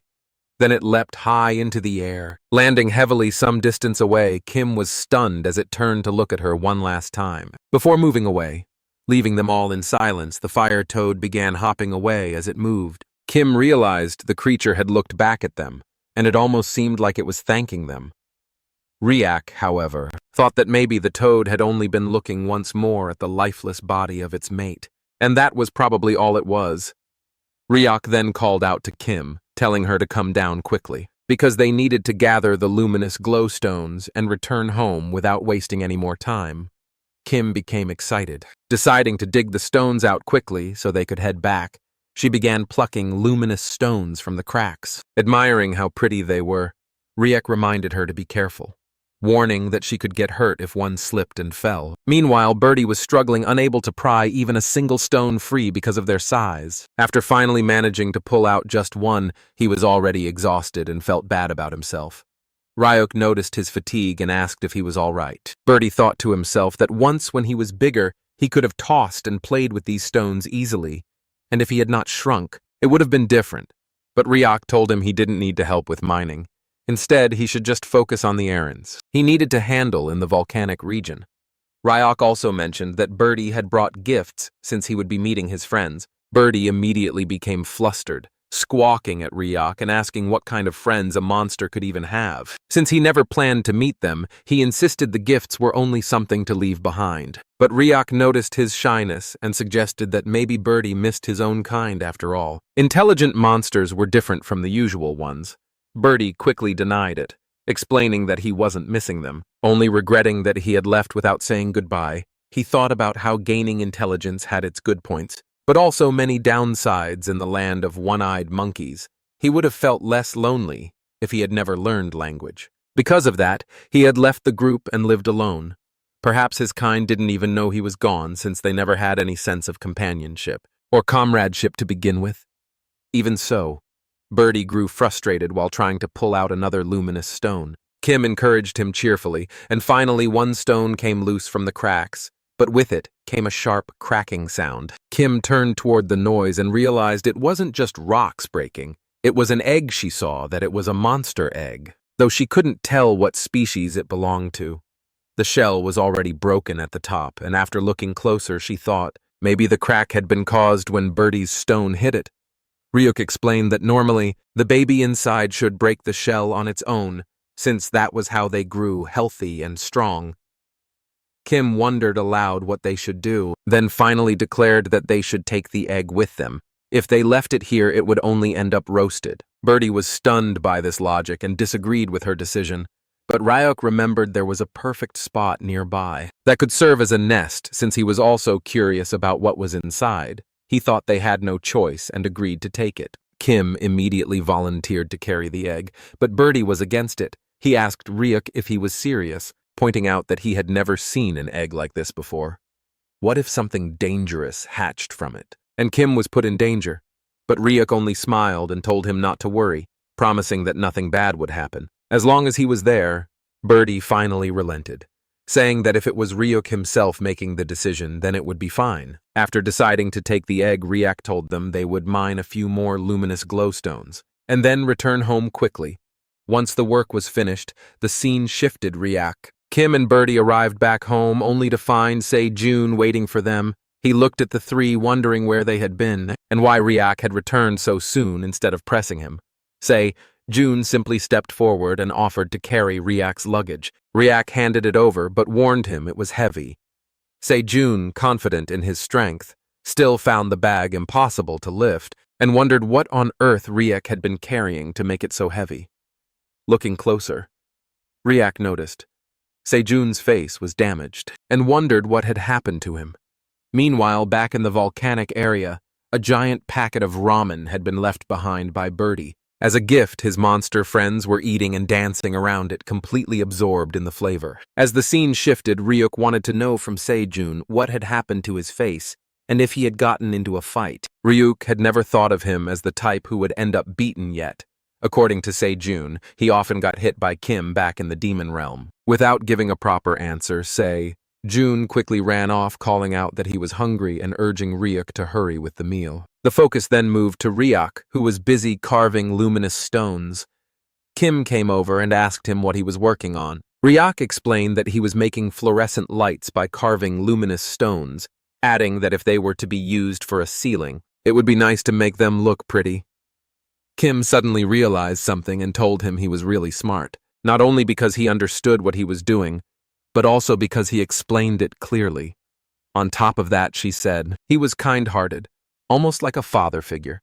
Ryuk smiled at her words and asked if her father was still doing well in the coconut tribe, reminding her of the lies she had told before. Kim nodded quickly, agreeing that her father was fine. Time passed, and by sunset the air grew warm enough that Birdie felt as though his body was melting, though not as much as it had in the volcanic region. Just then, he was surrounded by strange figures with glowing red eyes blocking out the setting sun. They were none other than the Mandras, who attacked him while he slept, using their new formation technique called the Mandrake Triple Fusion Rolling Splash. The attack, however, was ridiculous, bouncing harmlessly off Birdie's squishy stomach. He woke up confused about what had just happened, while the Mandras celebrated what they believed was a successful strike. Kim, watching from the side, wondered why the Mandras were even picking a fight. Perhaps she thought it was because Birdie had wandered into their territory. Before anyone could dwell further, a voice called out, It was Sejun thanking them for waiting. As he arrived with a new dish, he had prepared a delicacy called inarizushi, a sweet and sour treat popular with children. The dish looked tasty, cut open to reveal meat and rice filling inside a crunchy shell. Though simple, it looked quite presentable. Birdie complimented Sejun, saying it looked decent, even if he didn't fully understand what it was. And Sejun encouraged everyone to dig in. But before they could eat, Ryuk grew serious. He asked Sejun again what had really happened to his face. The scene shifted once more, revealing the truth. Jun explained that when he went to the Hunter Association to apply for the screening test, he had run into some ranked hunters. They mocked him for trying for the 7th time, and when he fought back, he was beaten down. Kim didn't seem to care much, asking only if there was more food. Jun admitted he felt miserable, bullied for being a B-rank who kept trying. Despite constant failure, the bullies even taunted him, saying his pride had fallen off along with his hair. That had been the final blow. Ryuk, who had never realized this, had always assumed Jun simply preferred a buzz cut. Now he felt guilty for asking about it at all, wanting to change things. Ryuk asked Sejun when his next promotion test would be.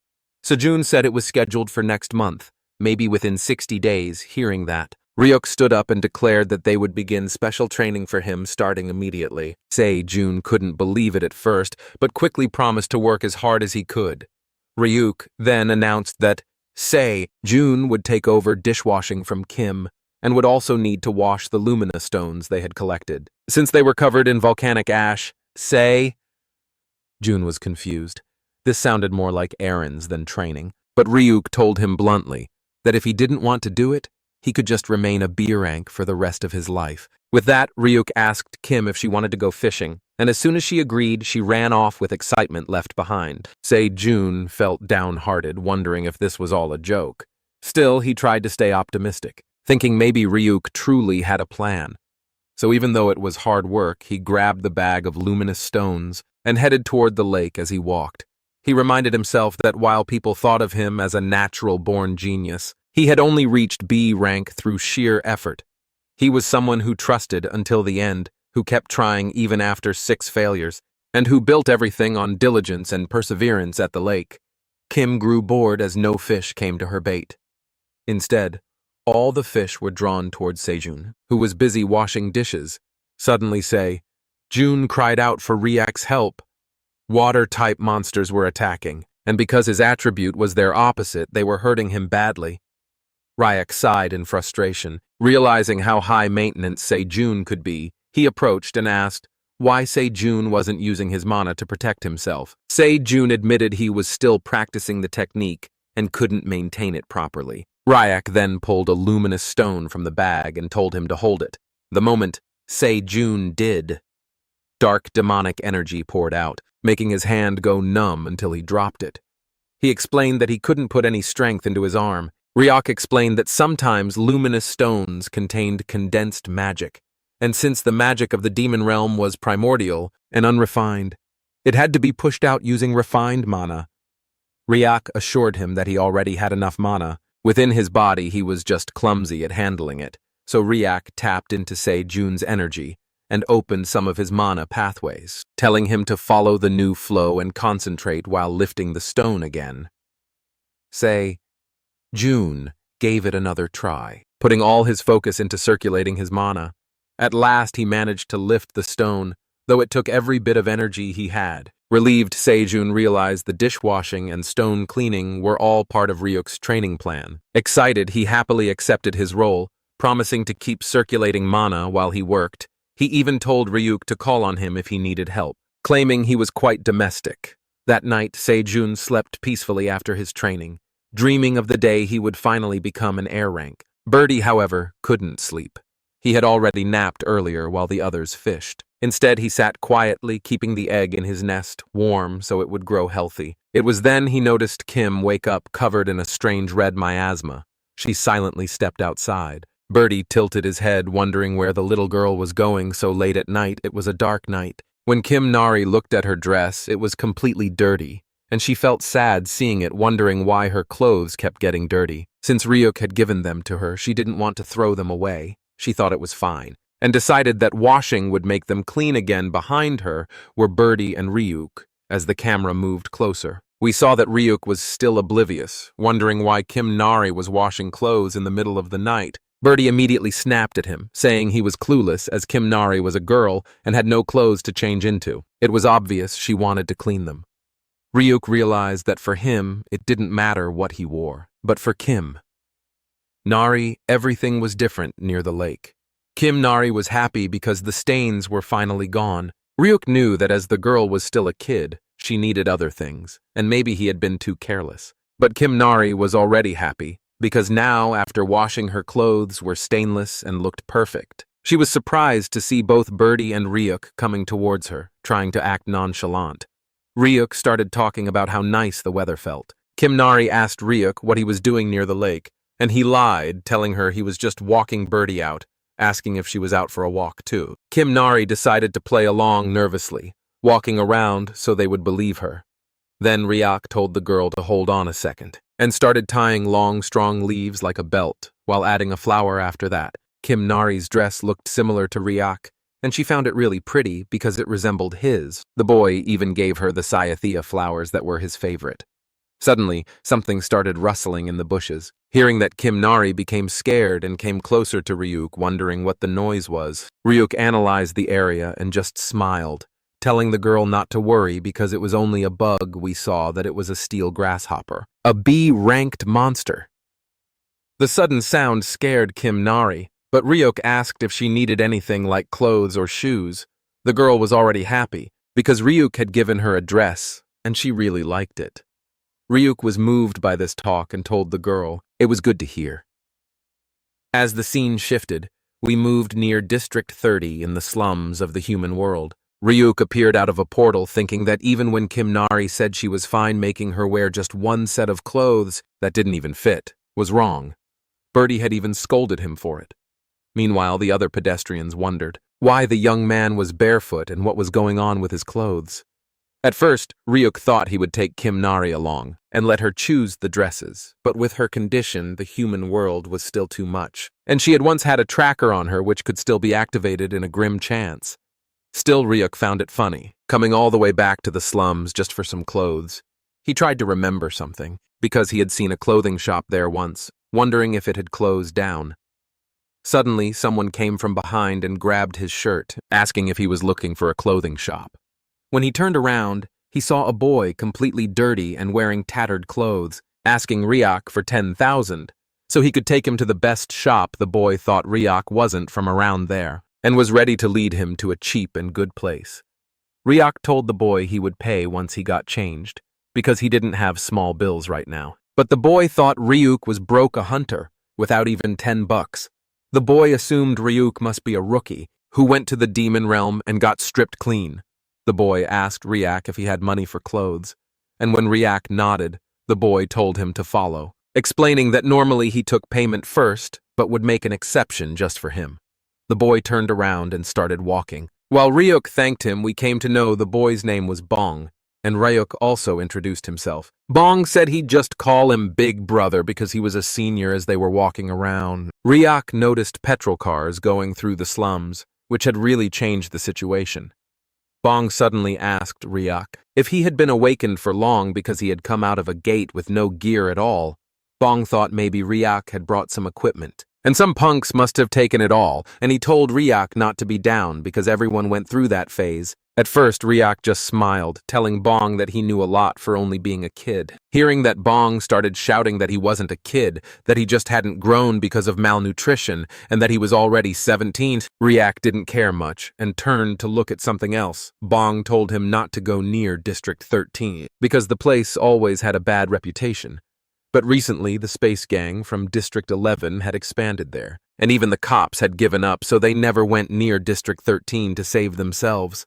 The place where Ryuk was standing was District 12. He wondered about what the space gang was, and whether the orphanage back in District 13 was still standing. As the scene shifted, we came to a small shop with a board reading 1+1, as they were offering to buy one and get one free, only for 20,000. It was run by a beautiful lady who wasn't so beautiful anymore because she was worn down, contemplating her life choices, and wondering if she had done well by opening a clothing store. In the slums, the situation was so bad that young couples couldn't even afford kids anymore, and her shop mainly contained children's clothes. She thought that maybe she should change businesses, but suddenly someone came inside.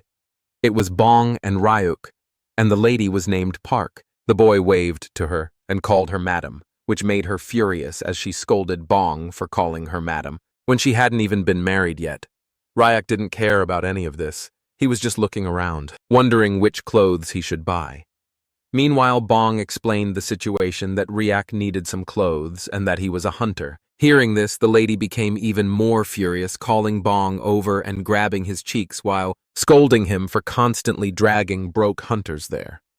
By doing that, he was being of no use to her. Even when the boy couldn't speak properly, he still blurted out some words about how he was supposed to know whether a hunter was broke or not. Park turned toward Ryuk, telling Bong to look at him and wonder if he had any money. Meanwhile, we saw that Ryuk was just hovering through the children's section, while Bong thought that even if Ryuk was broke, at least he was handsome. Now Bong was furious too, explaining to the lady that she was the one who had said that if he saw any pitiful hunters who reminded her of her dead brother, then he should bring them.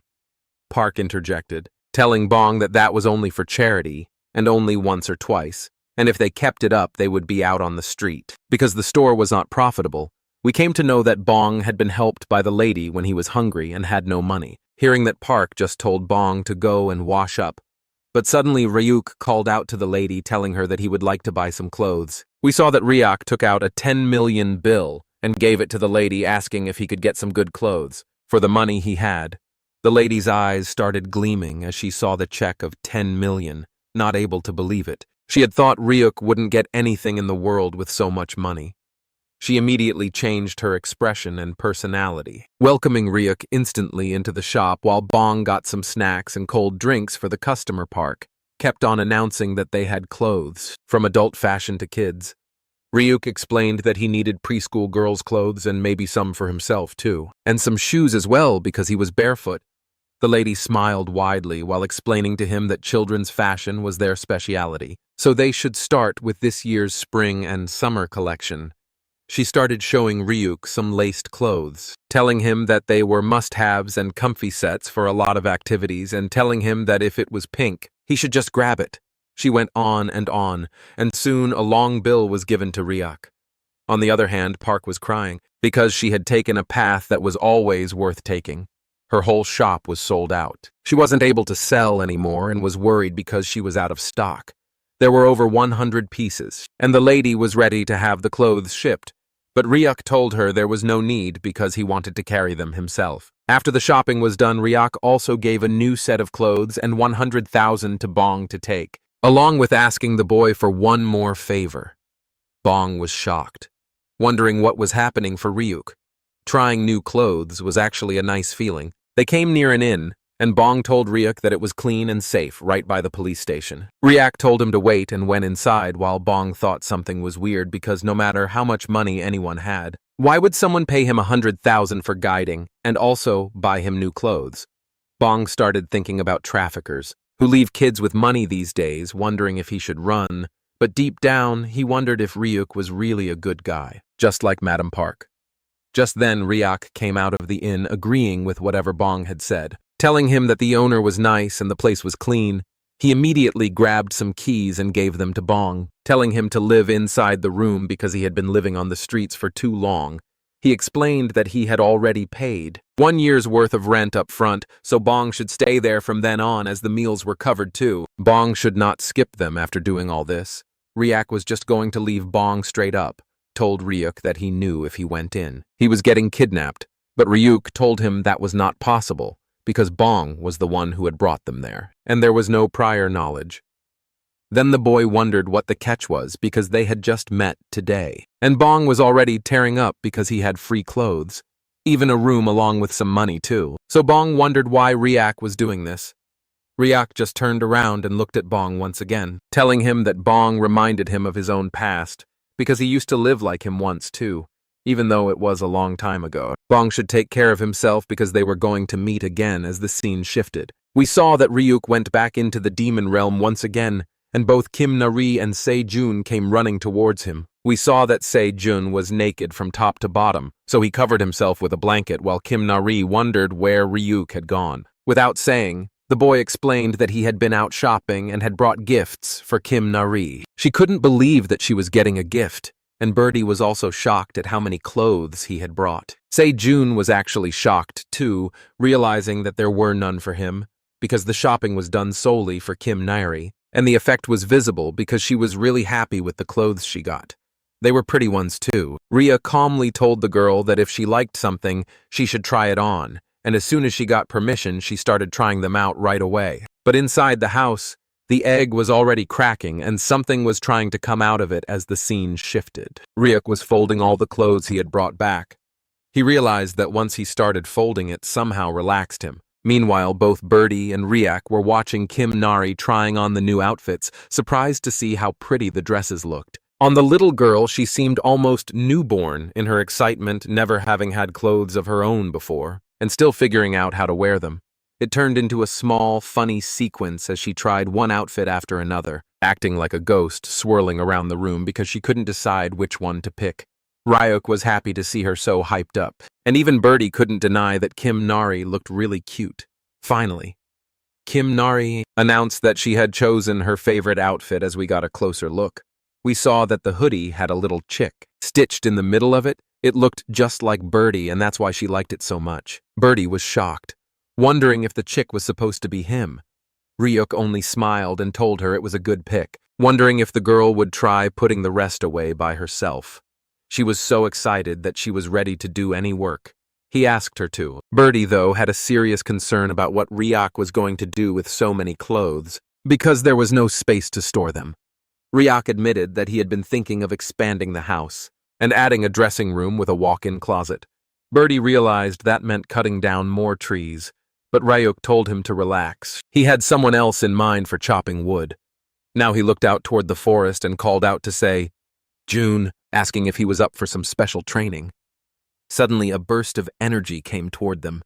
It was the shiny head of none other than Se-jun himself, who loudly announced that he was always ready for special training, no matter what. He explained that he had even brought Ryuk's training gear.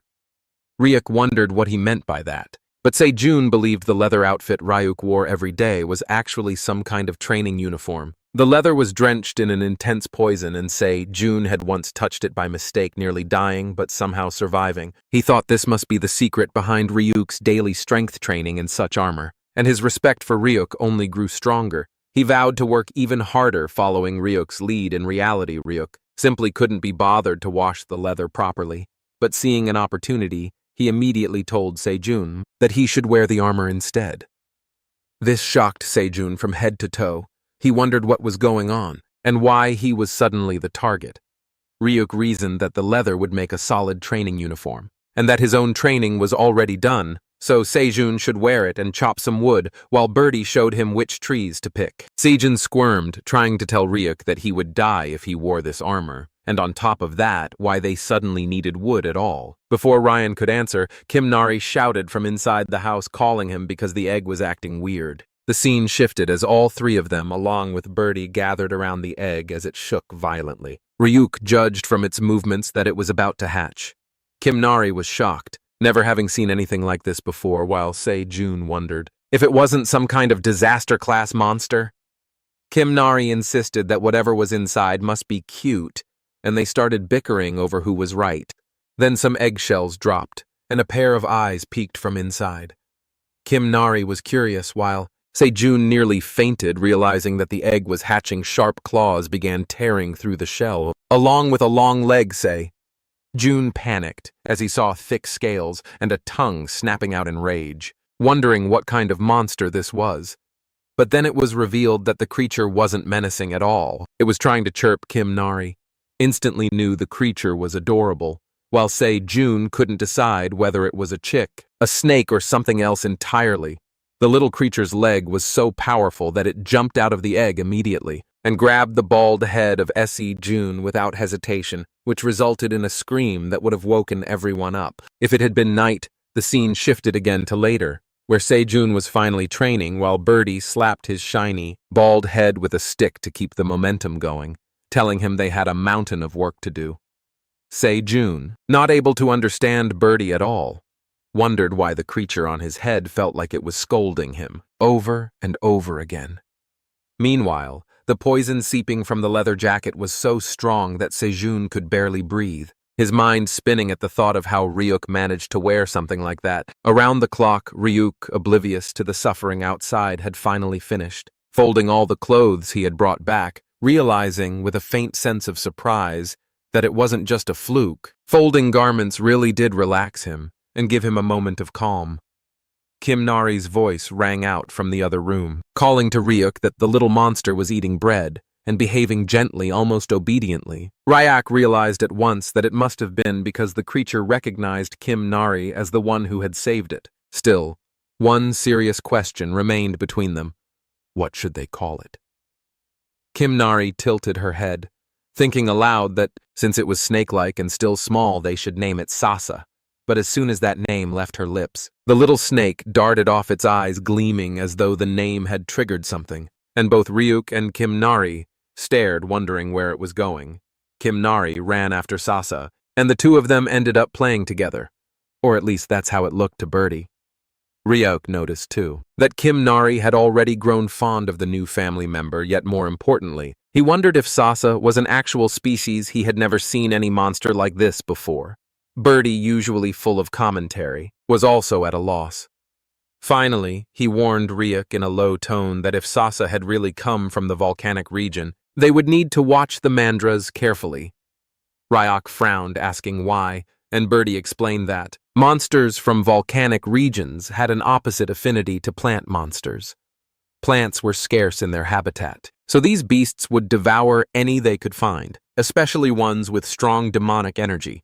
That warning proved right. Almost immediately, Sasa had started heading straight for the mandra fields, and Birdie predicted it would try to dig up and eat the mandras as soon as it got the chance. In other words, Sasa might be the mandra's natural enemy. When Ryuk and the others reached the field, they saw it Sasa and the mandras facing off, eyes gleaming with a strange malice. As their defensive instincts kicked in, Kim Nari wanted to intervene, but Ryuk held up a hand and said, it might be better to let them settle their pecking order here and now. This was the demon realm, after all, and both sides were still young. They weren't dangerous enough yet for the fight to turn lethal. A bizarre cowboy-style standoff began between Sasa and the mandras, each side staring before the first strike. The mandras had formed their defensive pattern, the longest one standing at the front. Ryuk could only admit that Birdie had been right all along. As soon as Sasa darted toward the smallest mandra, the largest one lunged, blocking the attack with practiced ease. It was the mandra's triangle formation defense. First, then counter. The second mandra swung its stick in a coordinated strike, but Sasa caught it neatly with its tail and blocked the blow. Birdie shouted for it not to drop its guard yet. But before Sasa could react, the smallest mandra sprang from behind with a special attack and punched Sasa clean away. One small punch was enough to make the little monster cry. It had never been hurt before. Kim Nari saw Sasa's shock and realized this was its first time being struck by anything. Tears in its eyes, the creature turned and ran while the mandra swayed, proudly happy to have defended themselves. Ryuk announced with a half-smile that the mandras had won this round. Even though the fight was short, it had been epic to watch. Birdie, too, thought it was a good match, June, still catching his breath, wondered aloud if they should head back. But Birdie immediately started slapping the man's bald head with a stick, telling him to get up because training wasn't over yet. As the scene shifted, the camera of the world seemed to pull back, revealing the open, vast sky and a massive ocean beneath it. High above, something was flying, a creature with a human body, but the head of a bird. Wide vampire-like wings holding its silhouette aloft against the clouds. As the scene shifted, the new dressing room was slowly but surely taking shape. Birdie hovered nearby, wings flicking as he smacked June's bald head with a stick every time the man slowed down, barking at him to work faster. Kim Nari knelt on the planks, carefully applying a layer of green glue to each piece of wood, so that the panels would hold Sasa coiled near the doorway, watching its master's busy hands with flickering eyes. Ryuk, meanwhile, moved back and forth between piles of folded clothes and the half-finished room, stacking garments neatly on the new shelves. By the time the sun dipped behind the jagged horizon, the entire day had slipped away. 2 full days passed before S.E. June finally flung the poisoned leather jacket aside, his body sagging with exhaustion. His training was over at last. He had worked for 2 days without sleep, and it had been pure hell. He muttered to himself that he should demand guaranteed breaks, but he also knew that training under Ryuk always required sacrifices. Even so, he looked at the newly built room, crude and a little haunted-looking, perhaps, but exactly as Ryuk had wanted it, and wondered if it was finally acceptable to use Ryuk, came to stand beside him, arms crossed, a faint smile tugging at his lips. He told Sejun he had done better than expected. Jun blinked, not sure what Ryuk meant by that praise. But before he could ask, Kim Nari spoke up, saying the dressing room smelled like flowers. At first he thought she was imagining it, but once she had mentioned it, both men realized they too were enjoying the sweet fragrance. Drifting from the new room, the whole place smelled of lavender. Jun closed his eyes and let it wash over him. After 2 sleepless days, the scent was almost dizzying in its calm. Kim Nari tilted her head and wondered aloud, why it smelled like flowers. Birdie proudly explained that he had helped pick aromatic wood for the shelves, so the clothes would always carry a pleasant scent. The mandras were in heaven over it too, their little leaves trembling with pleasure. Sasa was curled up asleep, clearly enjoying the smell in its dreams. Jun only then realized the snake's name was Sasa, and Kim Nari beamed as she said, Ryuk had come up with it. Ryuk said he was still open to changing it, if someone had a better idea. Jun chuckled and suggested calling it Snake Chick because it looked half snake, half chicken. Ryuk wrinkled his nose at that, and Kim Nari, as usual, ignored both of them and simply called the creature Pia after the sound it made. Ryuk still didn't think that fit either, and finally turned to Birdie for a last suggestion. Birdie, without a trace of irony, said, the monster should be named The Grand Footsteps in the Drawer. Ryuk just stared at him and asked what his real name was. Birdie puffed his chest and explained that his true name was Rocky Mountain Horseshoe because that represented his identity. At that moment, Ryuk realized all 3 of them were hopeless at naming things. He decided to keep Sasa, especially since the snake seemed to like it and the others were already used to it. Birdie suddenly asked Ryuk what the next plan was. Now that the house expansion was done, Ryuk straightened up, his expression shifting. He told them that on his way back from the human world, he'd had an idea back then. Alone, he'd never had time to think about it. But now, things were different. He was thinking of building a sturdy fence around the property, so that even if he were away, no one could simply wander in. Sejun looked at the darkened forest surrounding the home and wondered aloud if anyone would even dare come near it as it was. But Ryuk didn't want to take chances. An S-ranked monster could appear, and there were always hunters who might come searching for Kim Nari or for him. Birdie nodded thoughtfully and said he knew exactly what they would need. Something strong and dense with demonic energy. He suggested the coastal region where a yellowish quartz harder than black stone could be found. If Ryuk built the fence from that and set luminous stones at the base, the barrier would be both strong and beautiful. At night, Birdie added their house would glow like a campsite. Ryuk imagined it for a moment, then agreed. Kim Nari clapped her hands in excitement while Birdie remained neutral. Sejun, on the other hand, stared at Ryuk as though he'd lost his mind, demanding if they even knew what kind of place the coastal region was. He felt a sudden warm trickle from his nose and realized his stay in the demon realm had already pushed him too far. Still, it was perfect timing for him. He slumped a little and began acting like a weak child, telling Ryuk he needed to go back and drain some of his demonic energy, or it would become fatal. Ryuk accepted this calmly and told Sejun he should stay behind and take care of the mandras if they were late. Sejun nodded but warned Ryuk to be careful in the coastal region. It was dangerous, practically off-limits to anyone of a rank or below, and worst of all, 2 disaster-class monsters ruled the entire area. Ryuk did not catch the hushed speculation behind him as the others tried to make sense of what they were facing. Sejun, calmer than the rest, explained that these creatures had once been chimera hunters who had escaped the laboratory ages ago. Their faces had warped into avian shapes, but their bodies had stubbornly remained human along the coast. Another unit of adventurers caught sight of the same bird-headed monster. Shock rippled through their ranks as they realized the creature was within their sector. Orders snapped out to ready the tracker, and one impatient fighter channeled his energy into a glowing ring. Before hurling it at the hybrid for a moment, it seemed the strike had landed. But when the dust cleared, the monster stood unharmed, sprinting across the sand, or so it appeared. Disaster-class beings were rarely running away, and their brief sense of victory gave way to doubt. Perhaps the rumors about its power were false, they thought, and this one was weaker than reported. They debated whether to attack again, but the leader cautioned patience. Better to wait until the creature retreated to its lair, and then strike by surprise. The tracker had already attached. Yet the attacker could not stop wondering why, even after 60 years, these failed experiments still lived, and still looked half-human.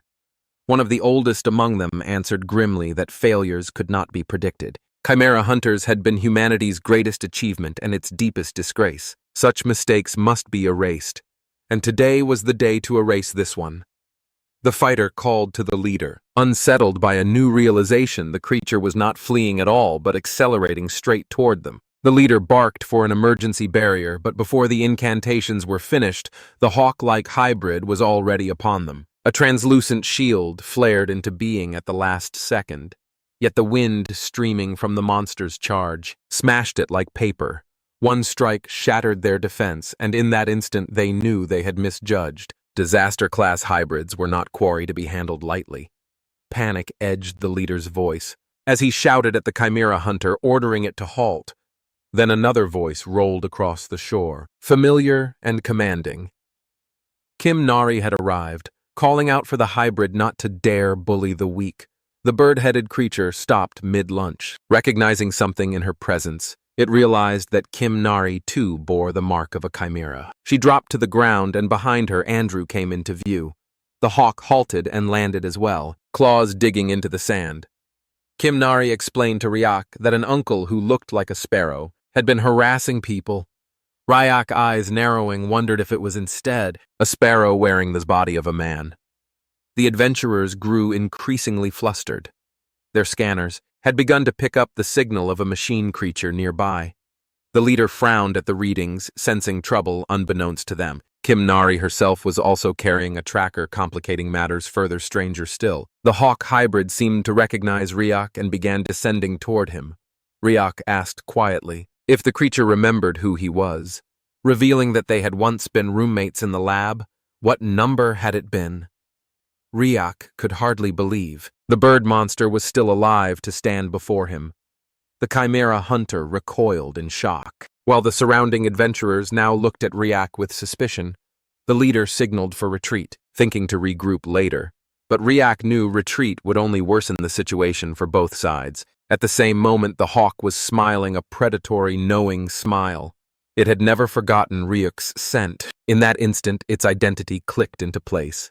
This was subject number 33, one who might forget everything else. But not the smell of the boy who had once shared the same cell, the hybrid's memories of the chimera cell fusion drug from the TDA laboratory burned bright. At last, the hawk realized who stood before it.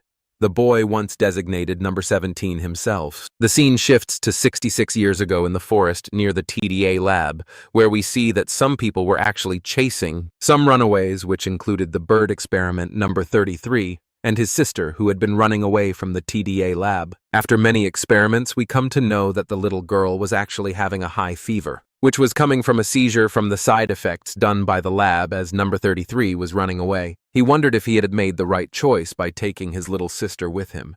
He knew that even if the lab scientist had finished him, it would have been better to leave his sister Gia inside the lab. We see that number 33 was crying while thinking that, if only he had turned into a real bird, then Gia could feel that his wings were really warm and that she was really fine. So the bird should actually just focus on running as the scene shifts. We see that number 33 told Gia to hold on a bit longer, because he thought that once they were out of this forest, someone would definitely help them. The bird-human hybrid was running with full force, but suddenly he encountered another boy who was none other than our boy Ryuk, who was a little boy called number 17. Back then, Bam wondered about what 17 was doing there, but our boy explained that he had overheard at the lab that number 33's side effects were so bad that he was scheduled for disposal, so he had already run to the forest so that he could warn number 33 about it. Bam could not believe that the weirdo 17 could be kind at the worst time. Number 17 knew that even if they escaped the lab, the detonation spell would definitely kill them, if they didn't return in 3 days. But as Bam's sister Gia was not on the disposal list yet, it would have been better to get suppressants from the lab and live one more day for her. But hearing that Byam became angry, telling Ryuk that he would not get it since he did not have any side effects till now, so he would not know what it was like for someone who was getting side effects. Bam remembered the constant seizures and headaches that he had, which were getting even worse. It was like his head was going to explode and he was not able to bear it. Gia suggested to Byam that they should just run away because she just wanted to live like before, even if it was only for one more day. The scene shifts back and we see that Byam put Gia down onto a tree and asked Ryuk if it is the length of the life that matters or the way that someone lives. It suddenly, his uniform tore down and some tiny little wings came out of it, while Byam told Ryuk that he wanted to live free even for one day, and for that, he was going to do anything that was possible. He told Ryuk to quit talking nonsense and fight him instead. But number 17 was as nonchalant as he could be, suddenly grabbing a stone and breaking it, forming a portal. It was a gate to the demon realm, and Byam was shocked, wondering about how 17 had got a gate stone when they were not allowed. It is then that we come to know that if a chimera crosses into the demon realm, then one of two things will happen. The human cells will be poisoned by the demonic energy, or the monster cells will absorb it and awaken with the mutation intensifying even more. The scene shifts back as we see Ryuk telling Bam that if he really meant whatever he said, then going to the demon realm was actually a better choice, because even if they could not handle the demonic energy and turned into monsters, they would still live free until then, and the lab's detonation spell would also not get triggered if they were in the demon realm, which was a completely different dimension. But Byam wondered if a human could even survive inside, because theoretically, they needed enough mana to shield their body and mind from the demonic energy, and even when it would not be easy with his power, now nobody knew about what the future holds. Bam was shocked, wondering about why Ryuk was helping them, even when it was of no benefit to him. Meanwhile, we see that the lab workers were actually shocked to see that a gate was opening right in the middle of nowhere, and they spotted Bam and his sister. On the other hand, Byam told Ryuk that he was going away, but suddenly he realized something. Before going inside, he told our boy that they had been roommates for 4 years and didn't even know each other's names. The birdie introduced himself as Bam, wondering about what 17's name was. It was then that the boy just smiled, telling the birdie that his name was actually Ryuk. The scene shifts back to the present once again, and we see that Ryuk was asking the adventurers who were near the cliff about what his name was, but something had happened, and a kind of powder was floating in the air, manipulating the minds of the adventurers and their leaders, who were unable to remember the name of our boy.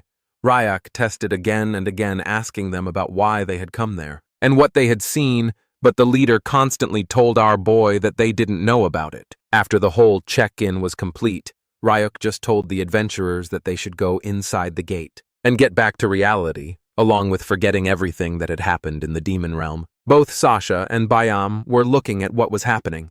Meanwhile, Byam realized that Ryuk had wiped the adventurers' memories with the dust of oblivion along with hypnosis. It was explained that Ryuk also had some oblivion, herb cells inside his body, and about 3 hours of memory before and after would be completely vanished without any retrace. Byam was still shocked that Ryuk had not got any side effects after so many implantations, being planted with all kinds of things from plants to monsters, but still, Ryuk told Byam that a lot had happened after he left. In the present, we see that Ryuk still remembered number 33's name, and Byam was surprised by this gesture. But suddenly it was Kim Nari who was pulling the shirt of our boy, slightly asking him if he was really friends with the sparrow. Uncle Ryuk laughed and told the girl that the uncle was from the sparrow tribe. Meanwhile, 33 wondered about how and why he looked like a sparrow to the child, when he was clearly an eagle hybrid. Meanwhile, Rajak mockingly asked Kim Nari if the sparrow and the coconut tribes were allies, and if it was not so, right now still continuing to tell lies. Kim Nari agreed that they were allies. Meanwhile, Byam was actually surprised, wondering about what coconuts and allies meant, because he did not know what they were talking about. Meanwhile, Kim Nari suddenly came in front of the eagle saying sorry and still calling him Sparrow Uncle. apologizing because she had thought at first that he was bad. Suddenly growling noises came from the stomach of the little child as she told Ryuk that they were hungry. Ryuk asked Bayam if they had got any food and where his house actually was. Meanwhile, the man was confused, wondering if the child was Ryuk's daughter, or if he was raising a kid for someone, or worse, it was some kind of role play. As the scene shifts, we get to the coastal region, beach, where there was a large structure made out of branches and trunks of trees. Kim Nari was surprised by such a huge house, wondering if it was really the Sparrow Uncle's house because it looked just like a nest, but still, Ryak realized that it was not bad at all. Suddenly we see that Bayam came near them with a plate full of multiple food items, not sure about how it tasted, but still willing to let them try. He had cooked some grilled clams with Demon Realm plant. Butternut, which was actually butter-flavored, along with a Demon Realm plant called red moss, which had a savory paste flavor. Kim Nari was shocked after looking at the dish, realizing that the clams were huge while Ryuk was pretty impressed by how good the cooking actually was. It was the birdie himself who started eating and he was immediately sent to heaven, as he was blushing intensely, realizing that the freshness was as fresh as anything could be. He wondered if he had swallowed the wave, or if the wave had swallowed him. Instead, the clam that Kim Nari was eating was as if it was dancing with every chewy bite, and the whole dish was being complemented with red moss, which was making everything better. Even Bay Ham told them that red moss worked with everything that they had. He bowed down in front of them, getting happy that his guests had liked the food, telling them to eat slow, but suddenly something happened, and the eagle's face turned pale instantly, as it seemed like he was in a lot of pain. Ryak noticed it, but did not say anything about it. Suddenly, Kim Nari started causing a commotion, telling the Sparrow Uncle that she wanted even more to eat the eagle, nervously told the kid that he was out of ingredients today and wondered about what he should do.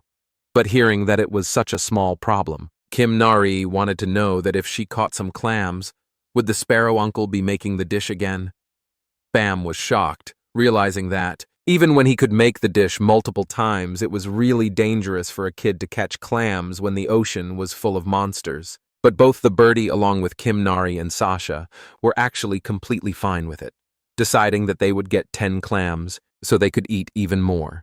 Kim Nari was sure that they at least needed these many clams so they could be full. Meanwhile, we see that both Ryuk and Bayam started talking while the eagle was not able to believe that he had survived thanks to the immortal cells that had already been planted inside him, and after that, he had a pretty good life. The eagle wondered if Ryuk was planning revenge on the TDA lab, but the boy was enjoying the scenery instead, telling Bayam that even when he thought about it, sometimes it was not so bad. And as life was not that bad right now, Ryuk decided that he would take his time. The boy reverted the question, asking the man instead if he wanted revenge. But the eagle explained that even when Ryuk's spells disappeared after he revived, the eagle still had the detonation spell inside of him, and it would explode the second he got back to the human world. Ryak decided to change the topic still serious, while asking Bayam if he could properly control his wings right now, and if it was so, then why he could not change his head back.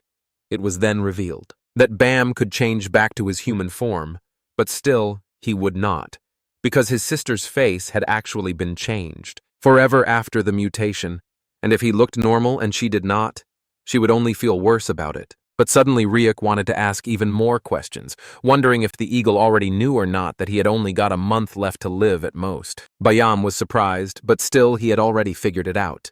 Ryak could notice, as it had brought back many old times. The eagle was remembering the flashbacks while telling Ryak that it was rough when they first came inside the demon realm. Still, he fought like crazy building mana just to live so that he and his sister could survive. And then one day his mana and the demonic energy balanced out, and both of them stayed at peace for a long while. But not long ago, Jia's mana hole twisted for some reason and her demonic energy went wild. In the desperation of saving his sister, the eagle had hurt his own mana hole. Forcing it down, Bayam was barely holding on. But Jia still ate fruit with sleeping poison and just slept all day, putting herself in suspension to slow the rampage. Instead, Ryak realized that all the eagle needed was a mandra, because even after damaging their mana hole, making medicine with mandra roots would heal someone right up.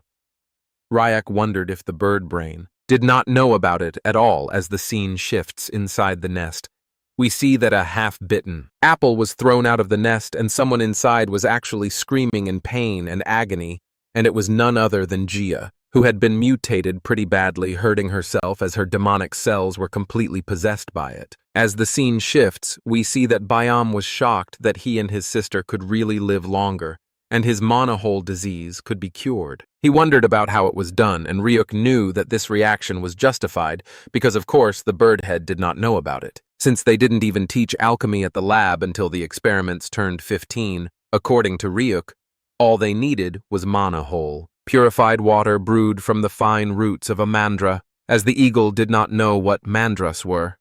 Ryuk explained that they were plant-type monsters, who were set to shriek when pulled from the earth, and even when its fine roots may look like nothing, they were the core of its life force, feeding on demonic energy underground and even sprouting into new bodies to reproduce.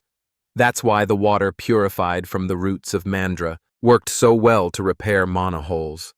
Ryuk was thanking God that they had been raising mandras in their garden, promising the eagle that he was definitely going to bring it to him.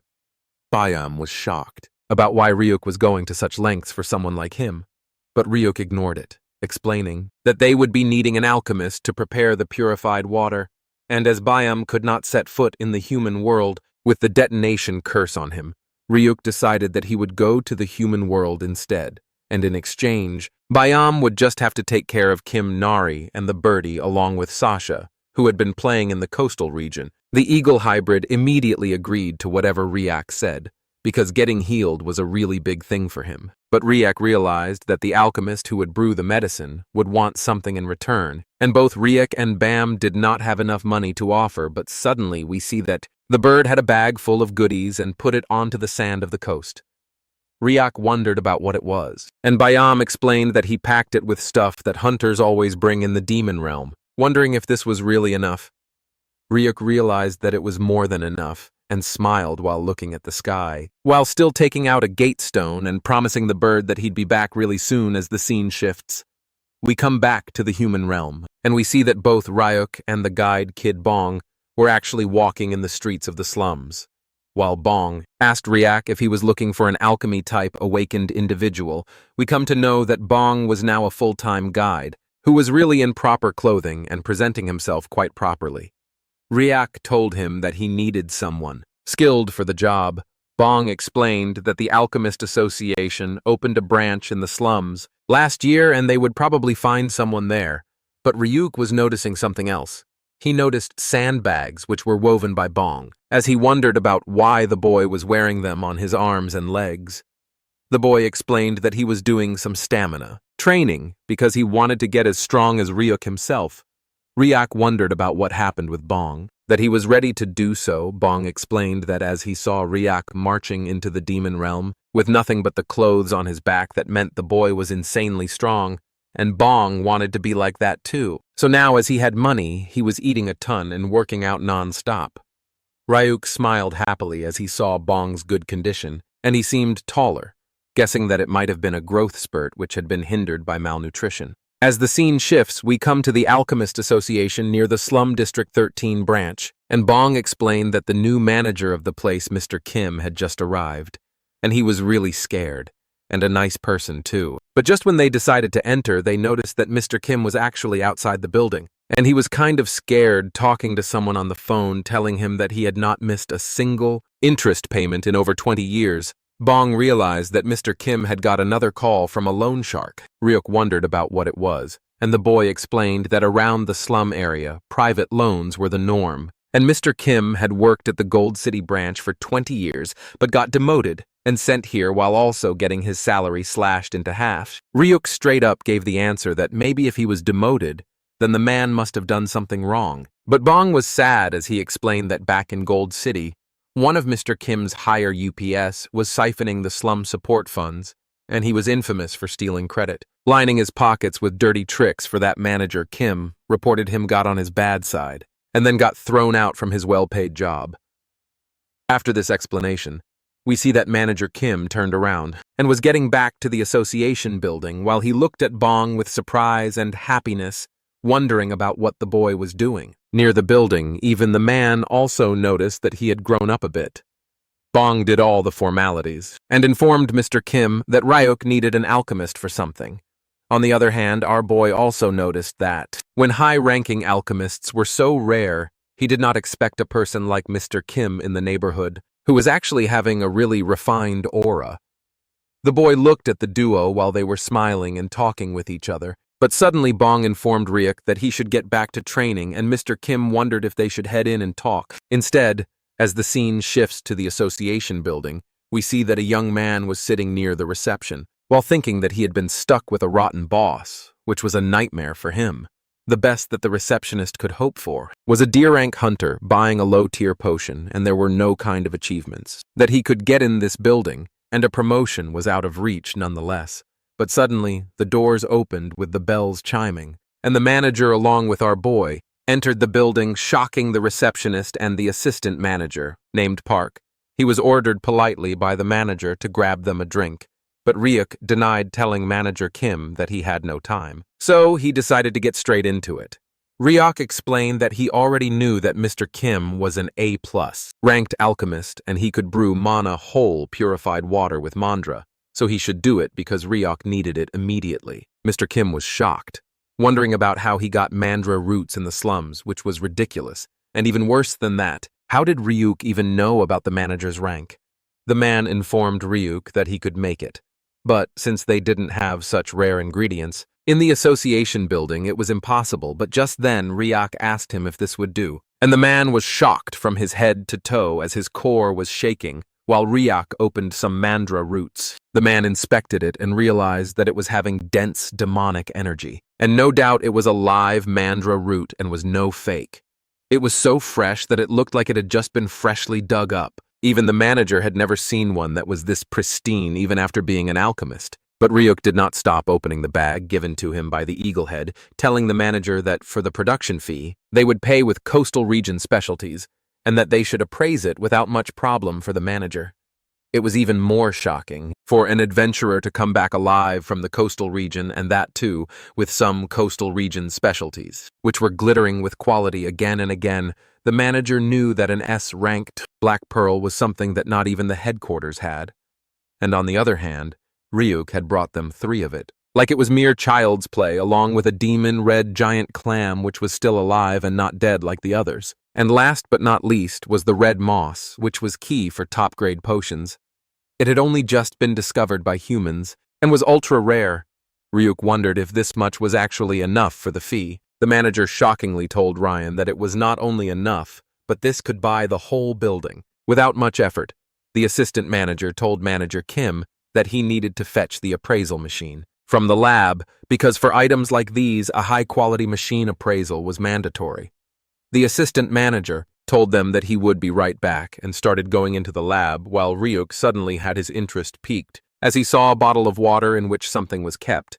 We come to know that it was a dried-up mandra. Ryuk was shocked because manager Kim had told him that they did not have mandra, and for this the man explained that the one kept in the bottle was actually dead.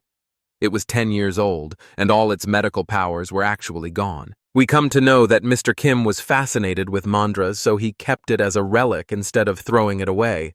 But Ryuk informed him that the one in the bottle was actually alive. Ryuk started giving it complete mana, so that it could be revived, and the mandra was actually starting to breathe as oxygen bubbles formed inside the water. Ryuk showed it to Mr. Kim, telling him that it was indeed alive and was responding whenever it was fed mana. Mr. Kim was shocked to the core once again as he was making distorted faces, realizing that its demonic energy had run dry, so it was hanging on in suspended life.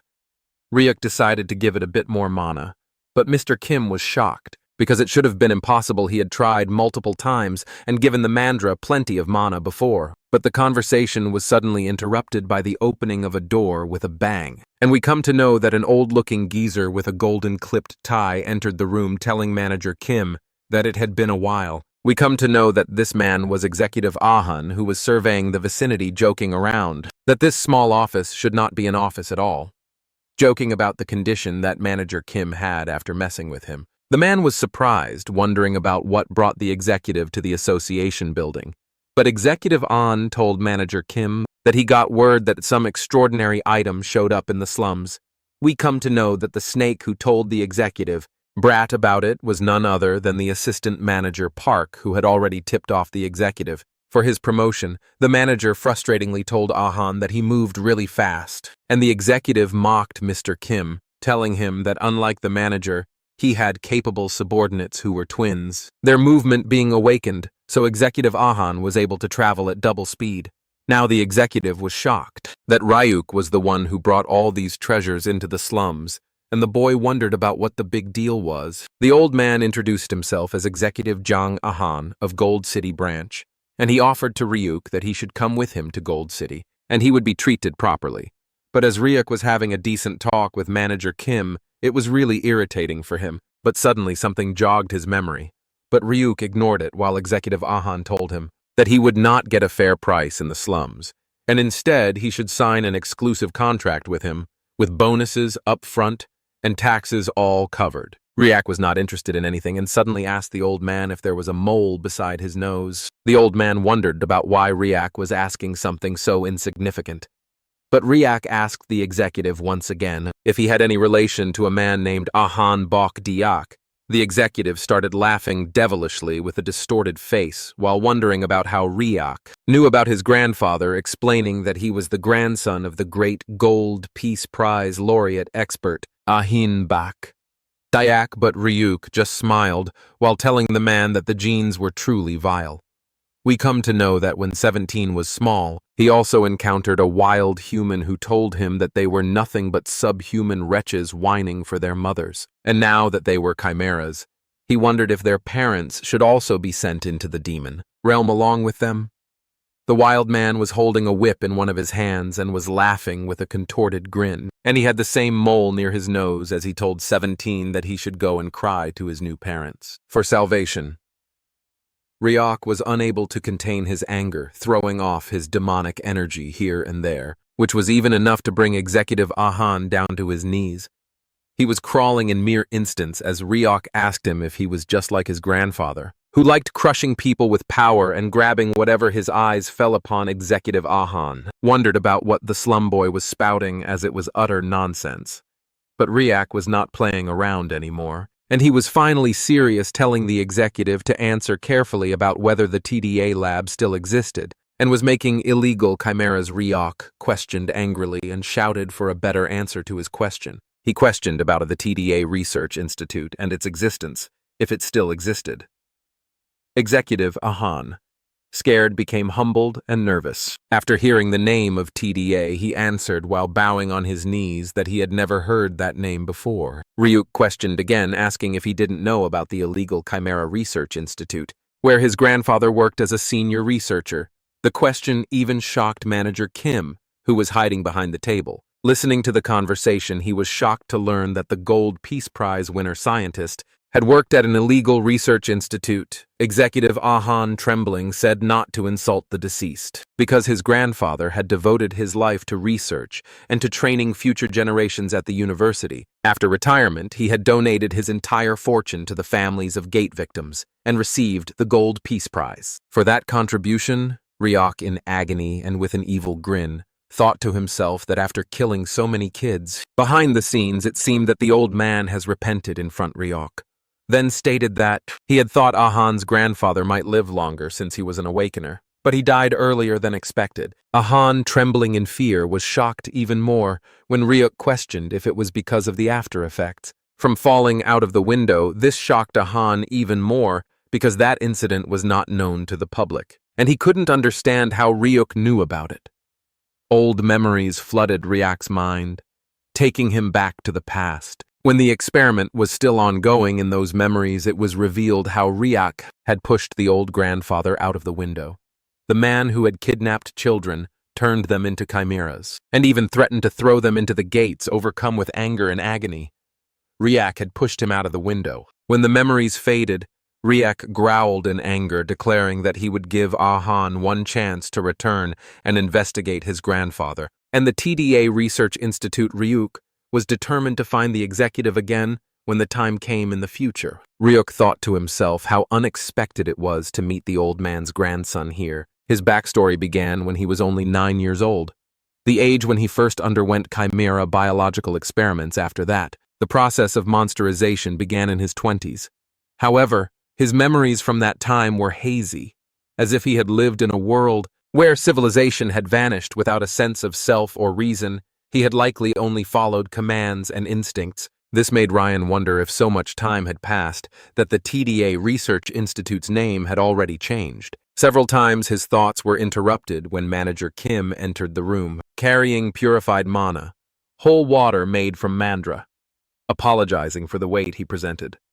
Bright green bottles to Ryuk. Ryuk expressed his praise, saying that, as expected of an A-plus grade alchemist manager, Kim was fast as ever. He then asked if it took around 30 minutes to make. Manager Kim replied that the materials were so good that the process was easy. He added that he would prepare the remaining materials right away while making calculations on his device. Ryuk, observing him, thought about how skilled and well-mannered Manager Kim was. After a brief pause, Ryuk stated that he would hand over all the remaining combination materials and suggested forming a personal contract with Manager Kim. The contract would last for 10 years, during which Ryuk would provide the materials and Manager Kim would only need to handle the combinations properly. The proposal left Manager Kim stunned. The idea that such valuable materials were being entrusted to him along with an exclusive contract filled him with mixed emotions. He asked Ryuk in disbelief if selling those materials could easily buy a building, yet Ryuk was still offering them to him under a contract. After hearing all the good things Ryuk said, Manager Kim was deeply moved. Though he tried to hide his emotions, tears silently fell from his eyes. Seeing this, Ryuk wondered why Manager Kim was crying. But to his surprise, Kim explained that he was from the slums. Memories flooded Manager Kim's mind. Back in his childhood, his parents had taken out heavy loans. From that moment he had promised himself that he would repay all the money for their sake, no matter how hard his life became. Yet, despite all his efforts, he had remained stuck in the same place for years now.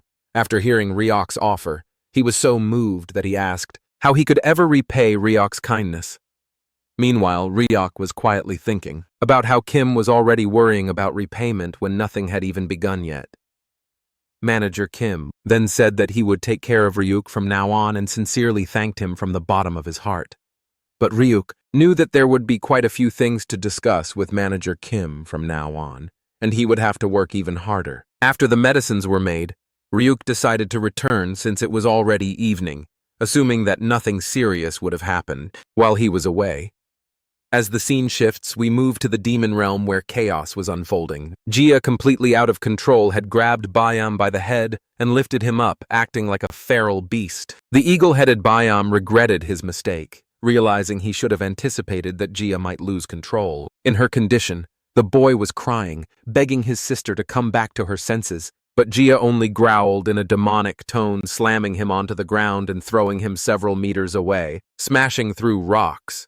BM knew he was too late, but suddenly, he saw both Kim Nari and Birdie running toward him, asking if he was okay or if he was hurt.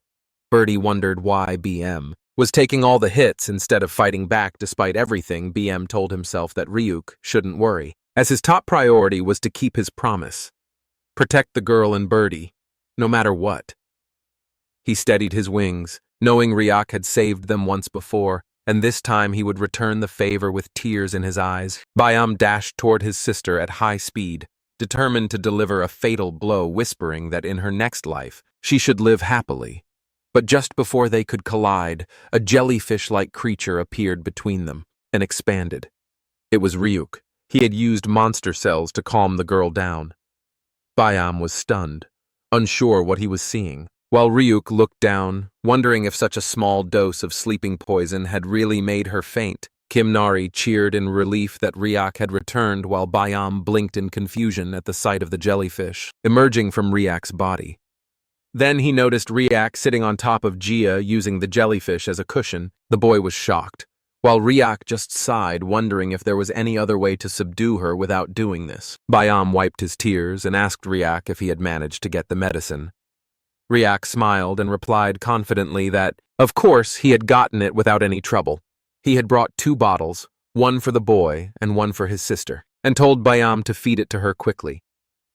Later that night, a small campfire flickered under the dark sky. The two bottles lay empty on the ground, and nearby Jia, Kim, Nari, and Birdie were sleeping peacefully. When Jia slowly opened her eyes, she was startled to see a small child sleeping in front of her, wondering if she was dreaming. As she regained her senses, she spotted Bayam and Ryak sitting near the fire. Ryak turned around when he heard her stir, and Jia immediately covered herself, screaming in confusion, asking who he was. The noise woke Kim Nari, who asked sleepily if Sparrow Auntie was awake too. Jia blinked, baffled at being called that, but then her brother smiled in relief and told her to check her Mona hole. Jia, still confused, asked about the little kid, and Kim Nari introduced herself cheerfully. As Jia examined herself, she suddenly realized her mana hole was normal again, and her face had returned to normal too. She was overwhelmed, not understanding what had happened or who these people were. Bayam looked surprised that his sister didn't seem to recognize Ryuk since she used to talk about wanting to see him so often. Then Jia froze, staring in disbelief at the boy eating quietly beside the fire. Her eyes widened as she realized it was him.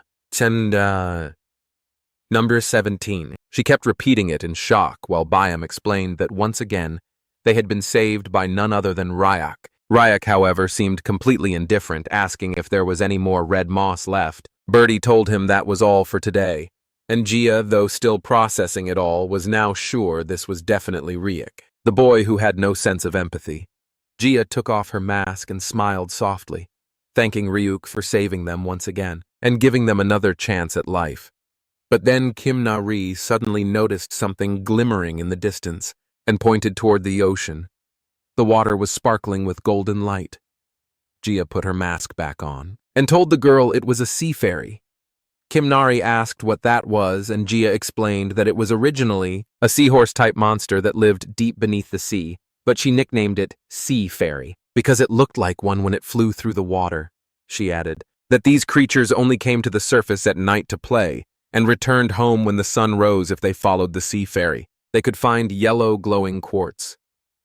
Ryuk's eyes widened as he realized that the real reason they had come to the coastal area was for the quartz. He asked Bayam how long until sunrise, then stood up with a grin, saying it had been a long time since he'd gone swimming. Meanwhile, in a distant laboratory, the scientist with recently regrown hair was staring at a monitor trying to locate a mechanical creature. His panel reported that around 10 B rank hunters had spotted it multiple times in the forest area, but failed to capture it, and it now seemed to be hiding near the coastal region recently. Some rank hunters who went there returned with memory loss, and even after that, their tracking devices still showed the creature's last known location. Then a shocking moment, Executive Han called the scientist as he picked up Han's furious voice, demanded to know whether the scientist had any connection to the TDA Research Institute. The scientist tells Executive Han that he has not heard of the lab, but Han insists that it was an illegal research facility that had been secretly run a long time ago. But the scientist stopped Han midway and explains that the Hanbit research lab doesn't perform the kind of experiments Han is talking about. He reminds Han that his grandfather always told him to remain an upright and honest researcher, and that their lab has never been involved in shady dealings, but we all know from the expression that the scientist knows really well about what Han was talking about. After the call ends, the scientist leans back in his chair, lost in thought. He begins to wonder uneasily how Han could possibly know about the illegal lab, something that was supposed to be erased from all records. A moment later, the door to the main office got knocked, and the scientist told the person to come in. We see one of his attendants who rushes into the room with a spark of excitement, announcing that they have finally succeeded in combining liquid metal and mandra, creating a liquid metal mandra. The scientist's face lights up at the news of the success because the mandra he knows are remarkable beings, especially noted for their deep sense of kinship and instinctive loyalty, along with extremely powerful coalescing property of the liquid. He feels glad that he had left a small portion of the liquid metal behind for further testing, confident in his work. He believes that a chimera combining the metal mandra will track down the mechanical life form faster than any other hunters could. It was built with precision and programmed to sense her unique mana signature without hesitation. He orders that the bounty on the mechanical creature be tripled, and that all elite A-class hunters be mobilized immediately. No matter what it takes, he must find her after all. She is his life's masterpiece and the peak of his research. As the scene shifts back in the demon realm, Byam stands quietly before the vast shimmering sea, recalling a conversation he once had with Ryuk about the quartz. Ryuk had casually mentioned that he wanted to use it for building his house, which had completely shocked Byam. He also invited the bird head to his house, pointing out that they even have a good cook. BM realizes that Ryuk, despite living in the dangerous demon realm, seems to be enjoying his life more than anyone else. Ryuk then asks Byam if he would ever like to visit the human world. Byam admits that he is not particularly curious, yet deep down he wonders how much the world might have changed since he last saw it, and if anything got better. Ryuk then tells him that there might actually be a way to remove the curse from the birds and his sister's body. Curious Byam listens closely as Ryuk explains that he recently met an alchemist named Manager Kim, an exceptionally skilled grade researcher who also made the Mandra water. Ryuk wants to persuade him to study cursed spells and find a cure. He wants the bird to at least have a choice, because there is a big difference between choosing not to go and not being able to go. Though he warns Byam not to get his hopes too high. Overwhelmed by Ryuk's kindness, Byam starts to tear up. He asks why Ryuk always helps them, even though they have never done anything for him in return. Ryuk simply says that watching the siblings reminds him that there might be things more important than survival, helping the bird head, and his sister gives him a strange sense of purpose. He believes that by supporting them, he might finally discover the answer he's been searching for. As we come to the present, we see that Byam stares into the clear blue sea. The bird head sister suddenly appears in the distance, in the sky, waving at him from a distance and throwing a thick rope across the waves. She shouts for him to catch it and pull with full force. Confused but obedient, Byam grabs the rope and starts pulling with all his might. The rope feels incredibly heavy, but he doesn't give up. After a long effort, he finally drags out a massive net filled with glimmering quartz stones. Byam is speechless at the sight. He can hardly believe Ryuk and his duo of just a small girl had managed to mine something this large. Nari and Ryuk, both drenched and laughing, had clearly enjoyed swimming in the deep waters. While mining the quartz, when they reached the sea fairy's palace beneath the waves, they found it breathtaking. Nari noticed that its walls were shining like golden coral, looking like a yellow palace. Nari smiled and told Ryuk that they should visit the palace again someday when they have more time, but on the coast, because of the sheer amount of quartz they gathered. Byam wonders aloud how Ryuk plans to transport it all back home in the forest zone. Ryuk scratches his head and admits that he hasn't figured that part out yet. Just then, a massive shadow passes over them, and Ryuk looks up to see a massive parrot-like vulture bird monster flying above. He's puzzled, because birds of that kind usually move in flocks. Yet this one is flying alone. Nairi marvels at the bird's vibrant feathers, saying how beautiful it looks. But Jia quickly warns her that she'll change her mind when it gets closer. Jir explains that these birds grow over 4 meters long and are extremely vicious. Even she and Byam avoid confronting them. Byam glances at Ryuk and instantly realizes what's going through his mind. Ryuk smirks and admits it. He had been looking for a way to transport the quartz, and now a flying truck has conveniently appeared back at Ryuk's house. Sejun is still training to expand his mana flow, while all the cute mandras were looking at him calmly say, Jun can feel his mana hole steadily growing wider, a sign that his power is increasing.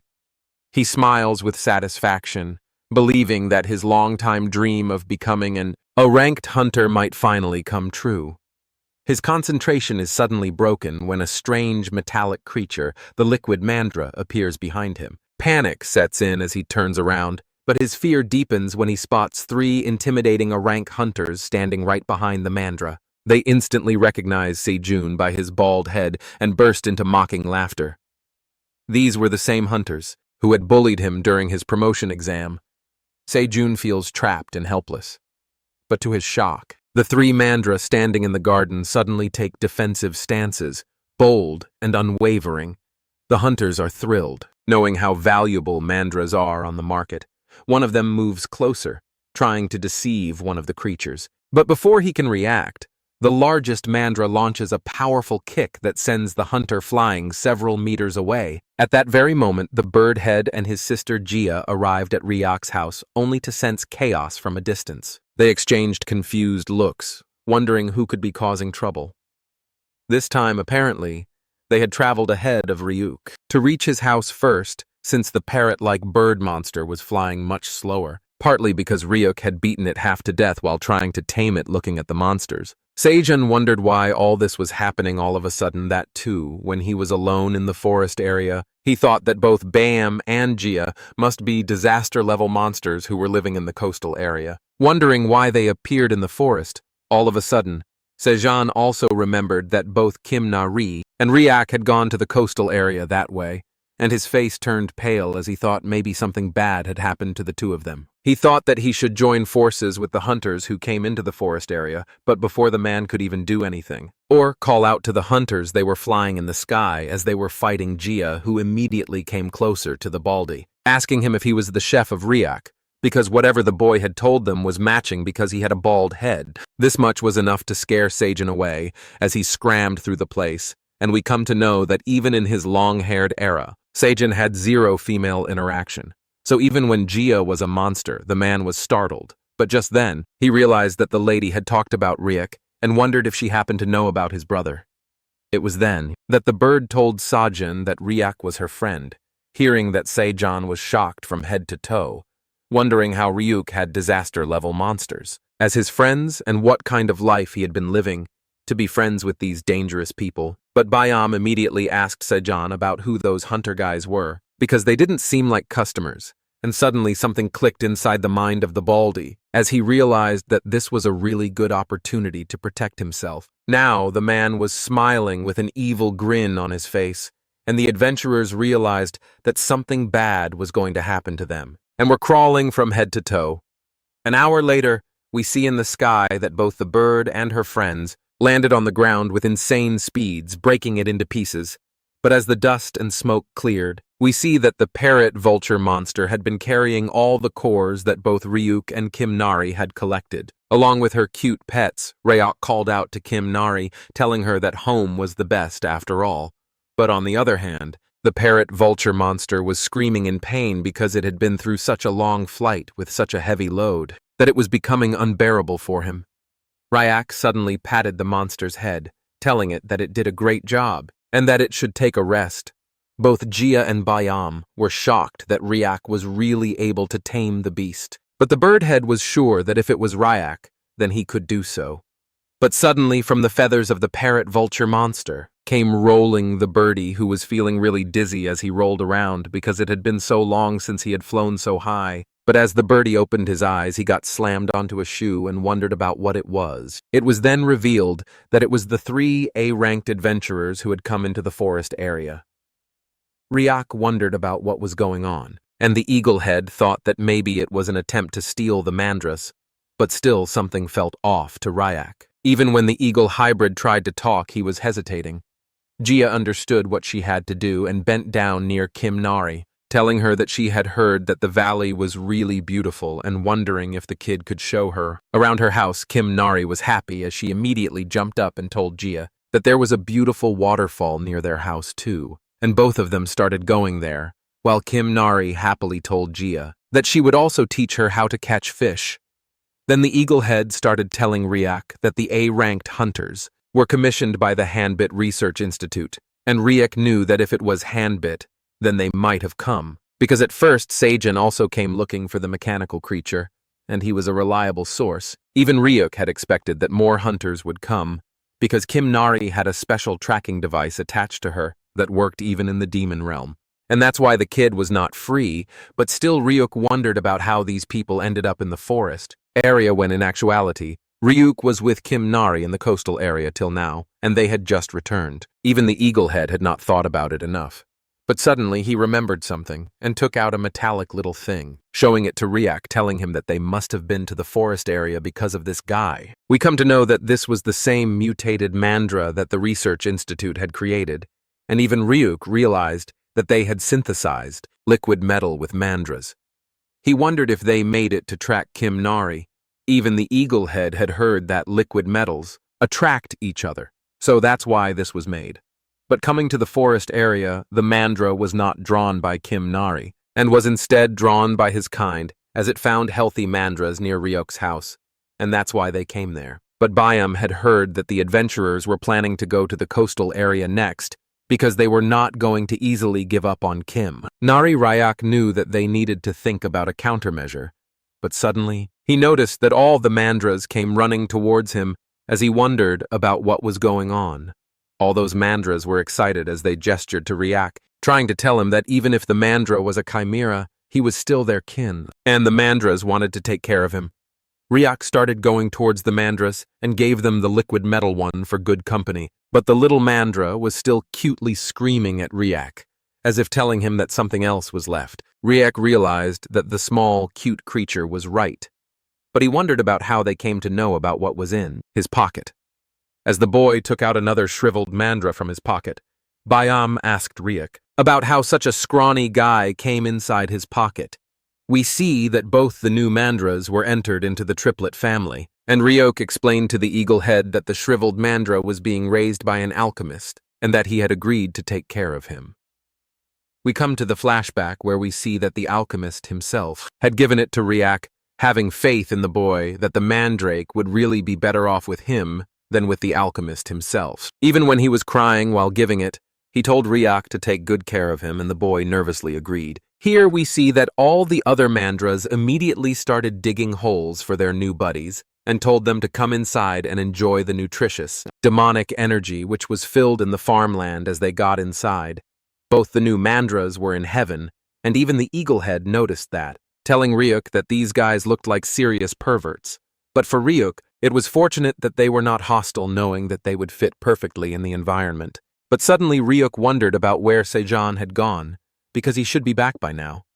Just then, Jia called out to Ryuk from above, and as the boy turned around he saw that the lady had come back with both Kim Nari and Sejan in her hands. Sejan was really crying and becoming happy by the fact that Ryuk had come back, getting ready to hug him. But he was slapped by Ryuk immediately as the boy wondered about what was wrong with Sejan's condition. Jia told Ryak that Sejan was getting bitten by fish all alone in the water, and the man explained that since Ryak was so easily handling the fish, he thought he should also try to treat them, but ended up being attacked instead. Kim Nari continued that the sparrow auntie had saved both of them in style, but Sejan came back to his senses and told all of them that if they waited a little bit, they would have some delicious food to fill their stomachs. But in front of him was a giant creature, and as Sejan noticed it, he started screaming with a pale face, wondering if he was food for the parrot monster instead. But Ryuk decided to explain it later, because he was hungry and food preparation was necessary. Even Sejan did not mind, and started cooking, while Kim Nari wondered about what was on the menu today. But suddenly, the girl ran towards the liquid metal chimera because she was being attracted to it, and as soon as she tapped onto the chimera's leaf, something was being communicated to her, and she was instantly sad as the scene shifted. We see that it was evening, and it took so much time for the food to finally be complete. Both the eaglehead and Jia were shocked to witness what was made for them. It was revealed that it was kimchi curry rice, which was simmered as long as beef bone soup, and it was a culinary dish, made by none other than Sejan himself. The man was proud of it, even when it was instead curry and simple kimchi. But he added some delicious salmon and pork, and then chopped a variety of vegetables generously. Then, Sejan started stirring and did not stop for an hour, so the bottom of the broth would not burn. And after that, the delicious food was prepared and was on the table. The siblings knew that the smell was nice, and Ryuk wondered if they should try it now, while Sejan hoped that the food tasted good. As soon as Jia and the bird head ate it, they were straight into heaven, realizing that this was what they called the meeting of East and West even when it was spicy. The boy liked it because it was delicious, wondering if there were some Indian spices in the soup, while Ryuk realized that the siblings' reactions were like a comedy skit. But then he also noticed that Kim Nari was not eating at all, wondering why she was not eating and asking the girl, but she just turned around, telling the boy that she did not have an appetite. She suddenly got up and started running, telling Ryuk that she was going to sleep early, and even when the boy understood that maybe the girl was worried about the liquid metal chimera, he did not think that something so grave was going to happen. As both the new mandras were enjoying their stay, The shriveled Mandra was suddenly woken up and wondered about what was going on. The scene shifted again to Byam and Gia, as they were really happy, stating that they had really overeaten after a long time. But this much was expected from a professional chef whose cooking was completely different. Gia also thought that she had definitely turned into a pig instead of a bird monster. But suddenly Ryuk got up asking the siblings if they should make a fence to help with digestion, and the siblings told Ryuk that he should leave the cutting of the stone to them. But suddenly something grave happened, and as Ryuk turned around, he heard a noise and realized that a gate had opened out of the blue. In front of the gate was Kim Nari, who was thinking that if she stayed in the demon realm, then it would be dangerous for the others too. So she, along with the metal Mandra, decided that they should go back to where they originally were, not knowing the true powers of Ryuk. On the other hand, the boy was nervous, wondering about what was going on, and we see that Kim Nari was crying while telling her uncle to take care as she was going to enter inside the gate. But we see that Ryuk came to the rescue, immediately calling out the child's name again and again. While she was crying, wondering about what the hell she was going to do, we see that the portal was opened inside the house, and Kim Nari was almost going to leave, but Ryuk asked her if this was not her house, just like she said a few days back. Hearing that was like, oh, dam's water getting out of control. We see that both the siblings, Byam and Gia, realized that the kids grew up in an instant, while we see that Kim Nari turned around and hugged our boy while strangling the metallic chimera Mandra even. Ryuk realized that he cannot afford to get distracted now, but you all can afford to hype the video. If you are liking the story so far, as it would help me a lot as the scene shifts, we see that Kim Nari was out on the dining table with a bowl full of tasty-looking ramen which she was gulping with her pouted mouth, as her eyes were completely swollen from all the crying. But as she had one bite, she immediately told her Sejong uncle that the ramen had been even tastier than the last time. Sejong just smiled, telling the girl that late-night snacks were best when they have to eat ramen. But as Kim Nari was finishing the whole bowl in an instant, Gia was angry on her, telling her that she was so little and she was already running away, which was not acceptable at all. And if she too, that again she will get scolded by a big sister a lot. Kim Nari immediately agreed that she was wrong and continued eating, but then she realized that it was really spicy, and Sejong came in clutch with a bottle of probiotics milk, slamming it onto the table and telling Kim Nari that if it was really spicy, then she should drink this instead, because his mom also told the man that it tastes the best when things get spicy. Bam also recognized the milk as it was something that the research institute gave out occasionally. Sejong ensured everyone to eat as much as they like, because there's more to come, and after the food was finished and Kim Nari was satisfied, Sejong asked Ryuk if he should clear the dishes and take care of the task that Ryuk had assigned to him. Meanwhile, Bam also stood up, wondering if they should now try cutting some quartz, again because it was getting delayed, and Gia also agreed, twisting her body and stretching it completely. After more than 3 bottles of probiotic milks was finished, Kim Nari suddenly apologized for making Ryuk worry. While drinking one more bottle of milk, and Ryuk apologized to her as well, telling her that what she thought was right, and she did not do anything wrong, but she does not have to worry at all. Ryuk knew that the ones who did wrong were probably those who created the mechanical creature and was trying to use such a cute child. But then Ryuk returned in the serious mode, asking the girl about her friends from the coconut tribe and what kind of kids were they. At first, Kim Nari was shocked, wondering about what friends she had. But Ryuk, on the other hand, knew that if he was planning to clean up the Hanbit Research Institute, then he would have to save all the other kids. And Kim Nari might know something about them, but still, as he cannot say it completely out loud, he decided to ask Kim Nari about them in this way. Because back in his time, he also had 3 close friends in the institute, after hearing that Kim Nari started making excuses, because she does not really have any coconut tribe or any friends. But Ryuk knew that he does not have to ask, specifically about the lab's location, because Sejong would know it anyway. But just then, Ryuk remembered a task that he had assigned to the man, wondering if he was handling it well enough. As the scene shifts, we come to another place, where we see that Sajin was smiling with her devilish laugh while someone was strangling. While their mouth was covered, we see that it was the same heir and adventurer that came after Kim Nari. And Sejong immediately removed his mask so he can speak, while being assured that if you told him that he had suppressed the mana of these guys so they cannot use it for a while, it was enough after putting down the mask. We see that Sejan was slapping the hunter again and again, but the hunter was not so cooperative, immediately telling Sejan to stop so that they can make a deal. The man was startled, wondering about what it was, and the hunter hastily explained that if Sejan would let them go back then in the human world, they will reward the man as much as he asked because they have got some money that they have saved up, and that kind of money could buy a house in Gold City, which was the most expensive. And, in exchange of that, Sajin would just have to let them go. But hearing that Sejan started tinkering inside his pocket, telling the hunters that even deals would have to make sense to him, we see that inside the pocket was a great deal, because it was a black card issued by banks to rich individuals, and Sejan flashed it in front of the hunter, while saying that he was not the type to fall for that kind of pocket chain. Even the hunter knew that this special black card that the bank was issuing was only for the ultra-elite, and someone like Sejan, who they thought was pushover, was actually in possession of this card. But Sejan immediately snapped the hunter's attention, telling him that this was not the most important thing right now because it turned out that his revenge from the promotion exam hall not long ago ends like this, when everything came back to money. The hunter immediately apologized to the man, telling him that they have made a mistake, but Nepaldi was not going to let it slide because they have called him bald and shiny head, and whatnot, and still Sajin refused to give up. But these hunters were actually the real bad guys who were ending it. Famous thugs in the neighborhood, doing bad things just for money. Sajin immediately asked the hunters.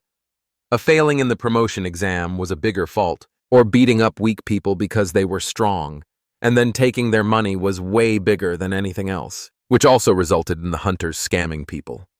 It looks like Sajin had many things inside his pocket as he started rummaging around inside, once again taking out 3 golden balls which were having a devilish aura around them.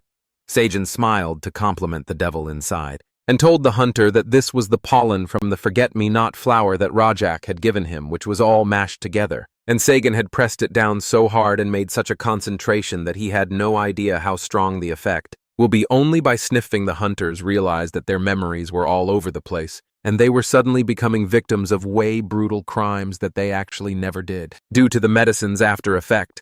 But the hunter was still not ready to give up, so Sejan decided that he should use the forget-me-not flower ready to finish it once and for all. He forcefully opened the jaw of one hunter, and just when the man started screaming, the scene cut off to the next day. Kim Nari and Birdie were running around while Sasha was perched on Kim Nari's shoulders, the bird, thinking that child rearing was really tiring. At that moment, Ryuk and Bayam were talking about how the boy was going to clean up the Hanbit Research Institute, and how he was even taking Sejin with him, along with Birdie to make things easier. Ryuk wanted Bayam to take care of the house while he was gone, and the eagle assured him that nothing bad would happen. Just then, Rajak was called from behind by none other than Sejan himself, who told him that all the preparations were complete. They noticed that their chef was in a really good mood, and Sejan explained that Ryuk had promised to introduce him to an A-plus grade alchemist who might be able to solve his problems. Bayam realized how serious Sejan's issue must have been. Meanwhile, Jia was watching all of them, wondering if Ryuk was really planning to enter the institute with his real face and wreck everything. She thought that maybe he should at least have a disguise. It didn't seem like a bad idea, but Sejan wondered if they would have to disguise themselves to meet the alchemist too. Just then, Jia took off her head mask, looking as beautiful as ever, and told Ryuk to take at least the skull with him, so it would help as a disguise, because being a wanted man with a real face was never good. Ryuk wondered if the mask would even fit him, while Sejan's mind was completely blown as he kept staring at the girl. Meanwhile, Bayam joked that, even though his sister's face was small, her head was really big, so if the mask fit her, it would definitely fit Ryuk. Sejan's heart started pounding as he blushed, realizing that something strange was happening. He was actually falling in love at first sight. Meanwhile, Bayam was getting beaten up by Jia for his comment, his head being stretched while he screamed. Sejan immediately got down on one knee and told Jia that he had a personality, where he acted on whatever came to mind right away. Then, with his most charming face, he asked her about her type. Both Bayam and Ryuk spat out the water. They were drinking in shock, and even Jia froze for a second, surprised by the sudden question. Ryuk and Bayam sat down with some popcorn. Saying it had been a while since they'd had such entertainment, Bayam explained. that his sister always took every question seriously and would always answer honestly, no matter how strange it was. So Gia thought for a moment and said that for now she liked something flashy and something that could dance well. Hearing that Sejong wondered if she preferred peacocks over humans, and what completely crushed him was when she added that she also liked people with lots of hair.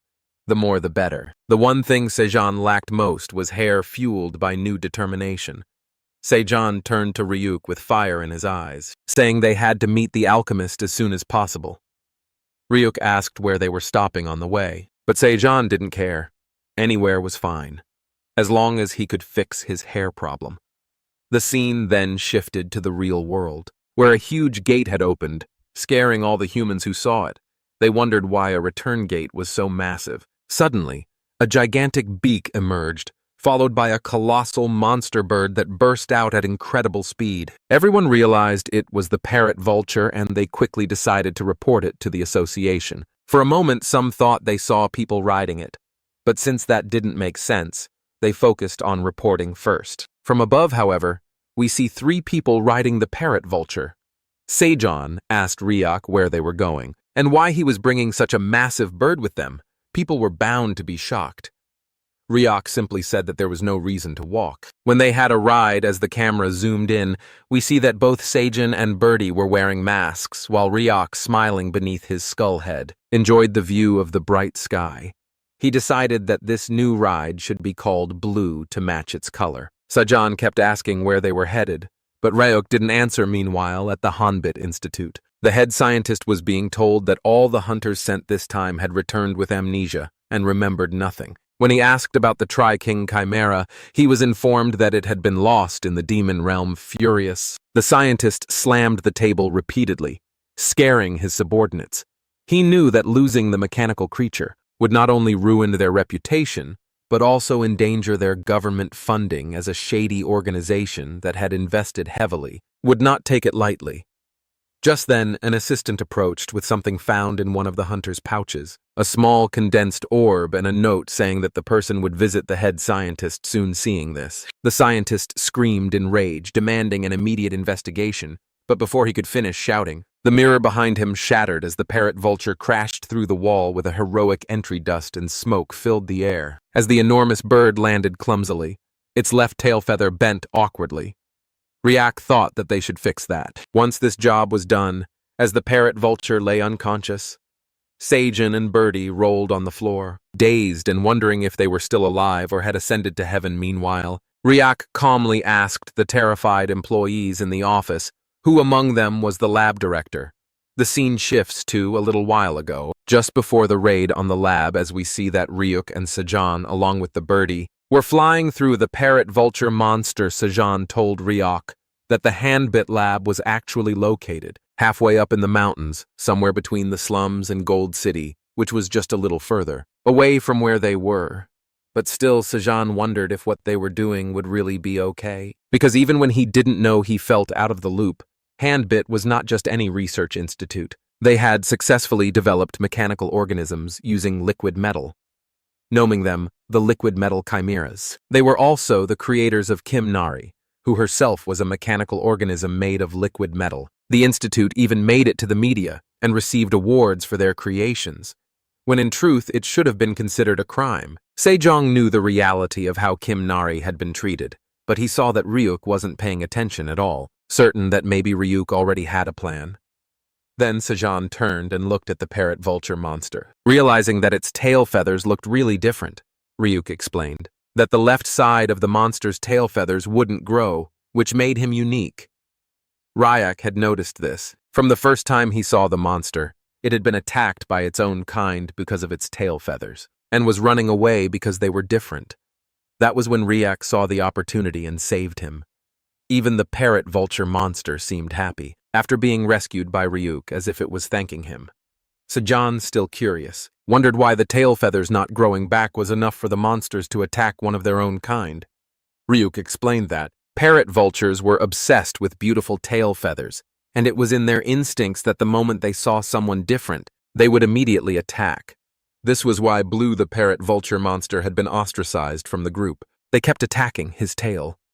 This made Sajan tear up as he understood the feeling of wanting to grow something. In a place where it would never grow, symbolizing his own fallen hair that had left him bald suddenly. Sajan noticed that the building of the Handbit Research Institute was close, and they were going to reach it in just a few moments. But as Ryak saw the building, he immediately told Blue, the monster bird, to go straight ahead and not stop until they crashed. Sajan wondered what he meant, but the monster had already picked up full speed.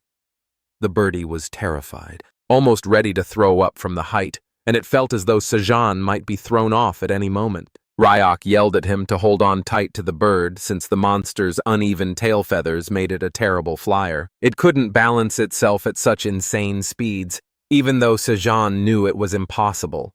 He still clung to the parrot vulture's feathers. For dear life, as they crashed straight into the building, we returned to the present, where all the scientists were shocked, wondering what in the world was going on. A female scientist recognized what she saw before the crash. A dangerous monster of enormous size. A male scientist with glasses grabbed something nearby for support, realizing he couldn't see a thing through all the dust swirling around. But when he turned to see what he was holding, he immediately wet himself. It was the parrot vulture monster, standing right inside the Handbit Research Institute before anyone could process what was happening. Strong spider webs suddenly wrapped around them, tying them all together. It was done by none other than Ryuk himself, who had used his monster powers and captured them all. As Seijin got up along with the birdie, he asked Ryuk why they had used the back entrance when the main one was perfectly fine and safe. Ryuk explained that since the head researcher's office was usually on the top floor, they had to follow this route, wondering if the head researcher was plotting something. Ryuk immediately asked the tied-up scientists if this was indeed the Handbit Research Institute. The scientists didn't answer. Confused about who Ryuk actually was, Ryuk introduced himself as Kim Naru's guardian, but the scientists didn't seem to understand what he was talking about. This pissed Ryuk off, and suddenly, he noticed something was wrong. A strange, ominous feeling was spreading through the air. The presence of a chimera. Ryuk instantly realized that something was not right. The scene shifts to Gold City and in the Hunter Association building, where we see that an old man asked a young boy about how his B-ranked exam prep was going on, warning the young man that if he failed, then the old man would kick him out of the house, so he should be aware. We come to know that this young man was named Lee, who was actually a C-class individual, and the old man was a C-ranked hunter too, who was the grandfather of Lee, and the head of the Hunter Association. Lee wondered why his grandfather was so hell-bent on him leveling up when he was only in his early 20s, knowing that it was going a bit fast. And more importantly, as Lee was back in the Hunter Association's building office after a long time, he wanted some pocket money from his grandfather. The old man sighed at this behavior of his grandson, telling him that he had been raised with care, because he was the old man's only grandson. But the old man was already 84 years old, and it was about time someone took over the position of the head of the Hunter Association. We see that Lee was not at all interested in this and was sweating all over his face because this conversation actually made him nervous. But the grandpa explained that in his youth he saw the awakened as they risked their lives to save people, and it was due to this that the old man created the Hunter Association so that he could help them because he wanted to do his part, however small, to protect the world. But the awakened ones of today were no longer ready to take on dangerous jobs, and most of them were only interested in profitable ventures, only running towards money. The old man was not signifying that the hunters should go to their deaths just because they were awakened, and even the chimera research started in the first place to protect them. But to hire a chimera hunter, the Hunter Association would have to pay a huge amount of money, so that the Chimera Research Institute could run the experimentations done by the institute were affecting lives in the poor areas, who were inevitably exposed to danger even when it was all for survival. The old man couldn't help but blame the other hunters, because he still couldn't forget about the heroes of the old era who actually saved people, no matter if they were rich or poor. And the old man also believed that a world where life and death were decided by money was wrong, and it was only at times like these that the Hunter Association needed to stand even taller. But everyone only looked at money and coveted the position of the Hunter Association head. The man knew that if Lee would become the association chairman, then he could form a more solid foundation and be righteous because for the old man, it was late as he had awakened pretty late in his life, and now he was living as a powerless association chairman because his rank was low, but if it was Lee who had awakened at a young age, things could be different. The boy was getting annoyed by all this and was going to snap back at his grandpa, but before that, an assistant came inside the office, telling the head that inside the slums a giant parrot vulture monster had appeared. Hearing this, both Lee and his grandpa were shocked, wondering how it could happen when there were no naturally occurring gate signals. But the assistant told the chairman with hesitation that all the hunters were being contacted, but no one was ready to step up, and they were actually ignoring all the calls. The head knew that this would happen because the incident happened in a slum, and there were no people who could afford these hunters. So the old man decided to take matters into his own hands as he told the assistant to contact all the Chimera labs near the vicinity of the incident, deciding to go himself, hearing that even Lee couldn't contain himself, telling his grandpa that he would also be coming for support. The scene shifts back to the Hand-Bit Research Institute once again, where we see that Ryuk had binded the head researcher with the spider web, but it was really strange because the man was not speaking at all and was giving off a purple miasma of a chimera. Ryuk knew that something was wrong, and he binded the spider web so tight that the researcher was split in half, this horrified Sejan. But then he noticed that in actuality, the head scientist was a chimera made out of liquid metal. Looking at that, even the birdie was shocked. Knowing the true potential of what the liquid metal chimera could do, even the scientists working in the lab were shocked, knowing that the director had turned himself into a chimera with his disfigured body and ugly face. Ryuk was being challenged by the chimera director, who asked about how Ryuk dared to enter a lab so sacred. The chimera director was ready to even send Ryuk to his death, if this was what it meant to protect the secrets. And as Ryuk realized that the chimera was the head of the lab, he started analyzing everything, knowing that this director was also turned into a liquid metal chimera, just like Kim Nari, but he was not completely liquid metal yet. Ryuk realized that maybe the director had done biological experiments on his own body so that he could enhance it all. But suddenly, the birdie told Ryuk something shocking, as he communicated to him telepathically, saying that he had succeeded in getting the memories of the chimera director. As we get into the flashbacks, we see that this director was even more cruel and evil than the previous scientist on who wanted to succeed more than the deceased scientist. This much was enough to make Ryuk rage in insane anger, as he grabbed the deformed head of the scientist and asked him about how he also dared to kidnap children and do awful experiments on them just for the sake of money and fame. The story opens inside the demon realm, not a battlefield, but a surprisingly serene space behind a gate.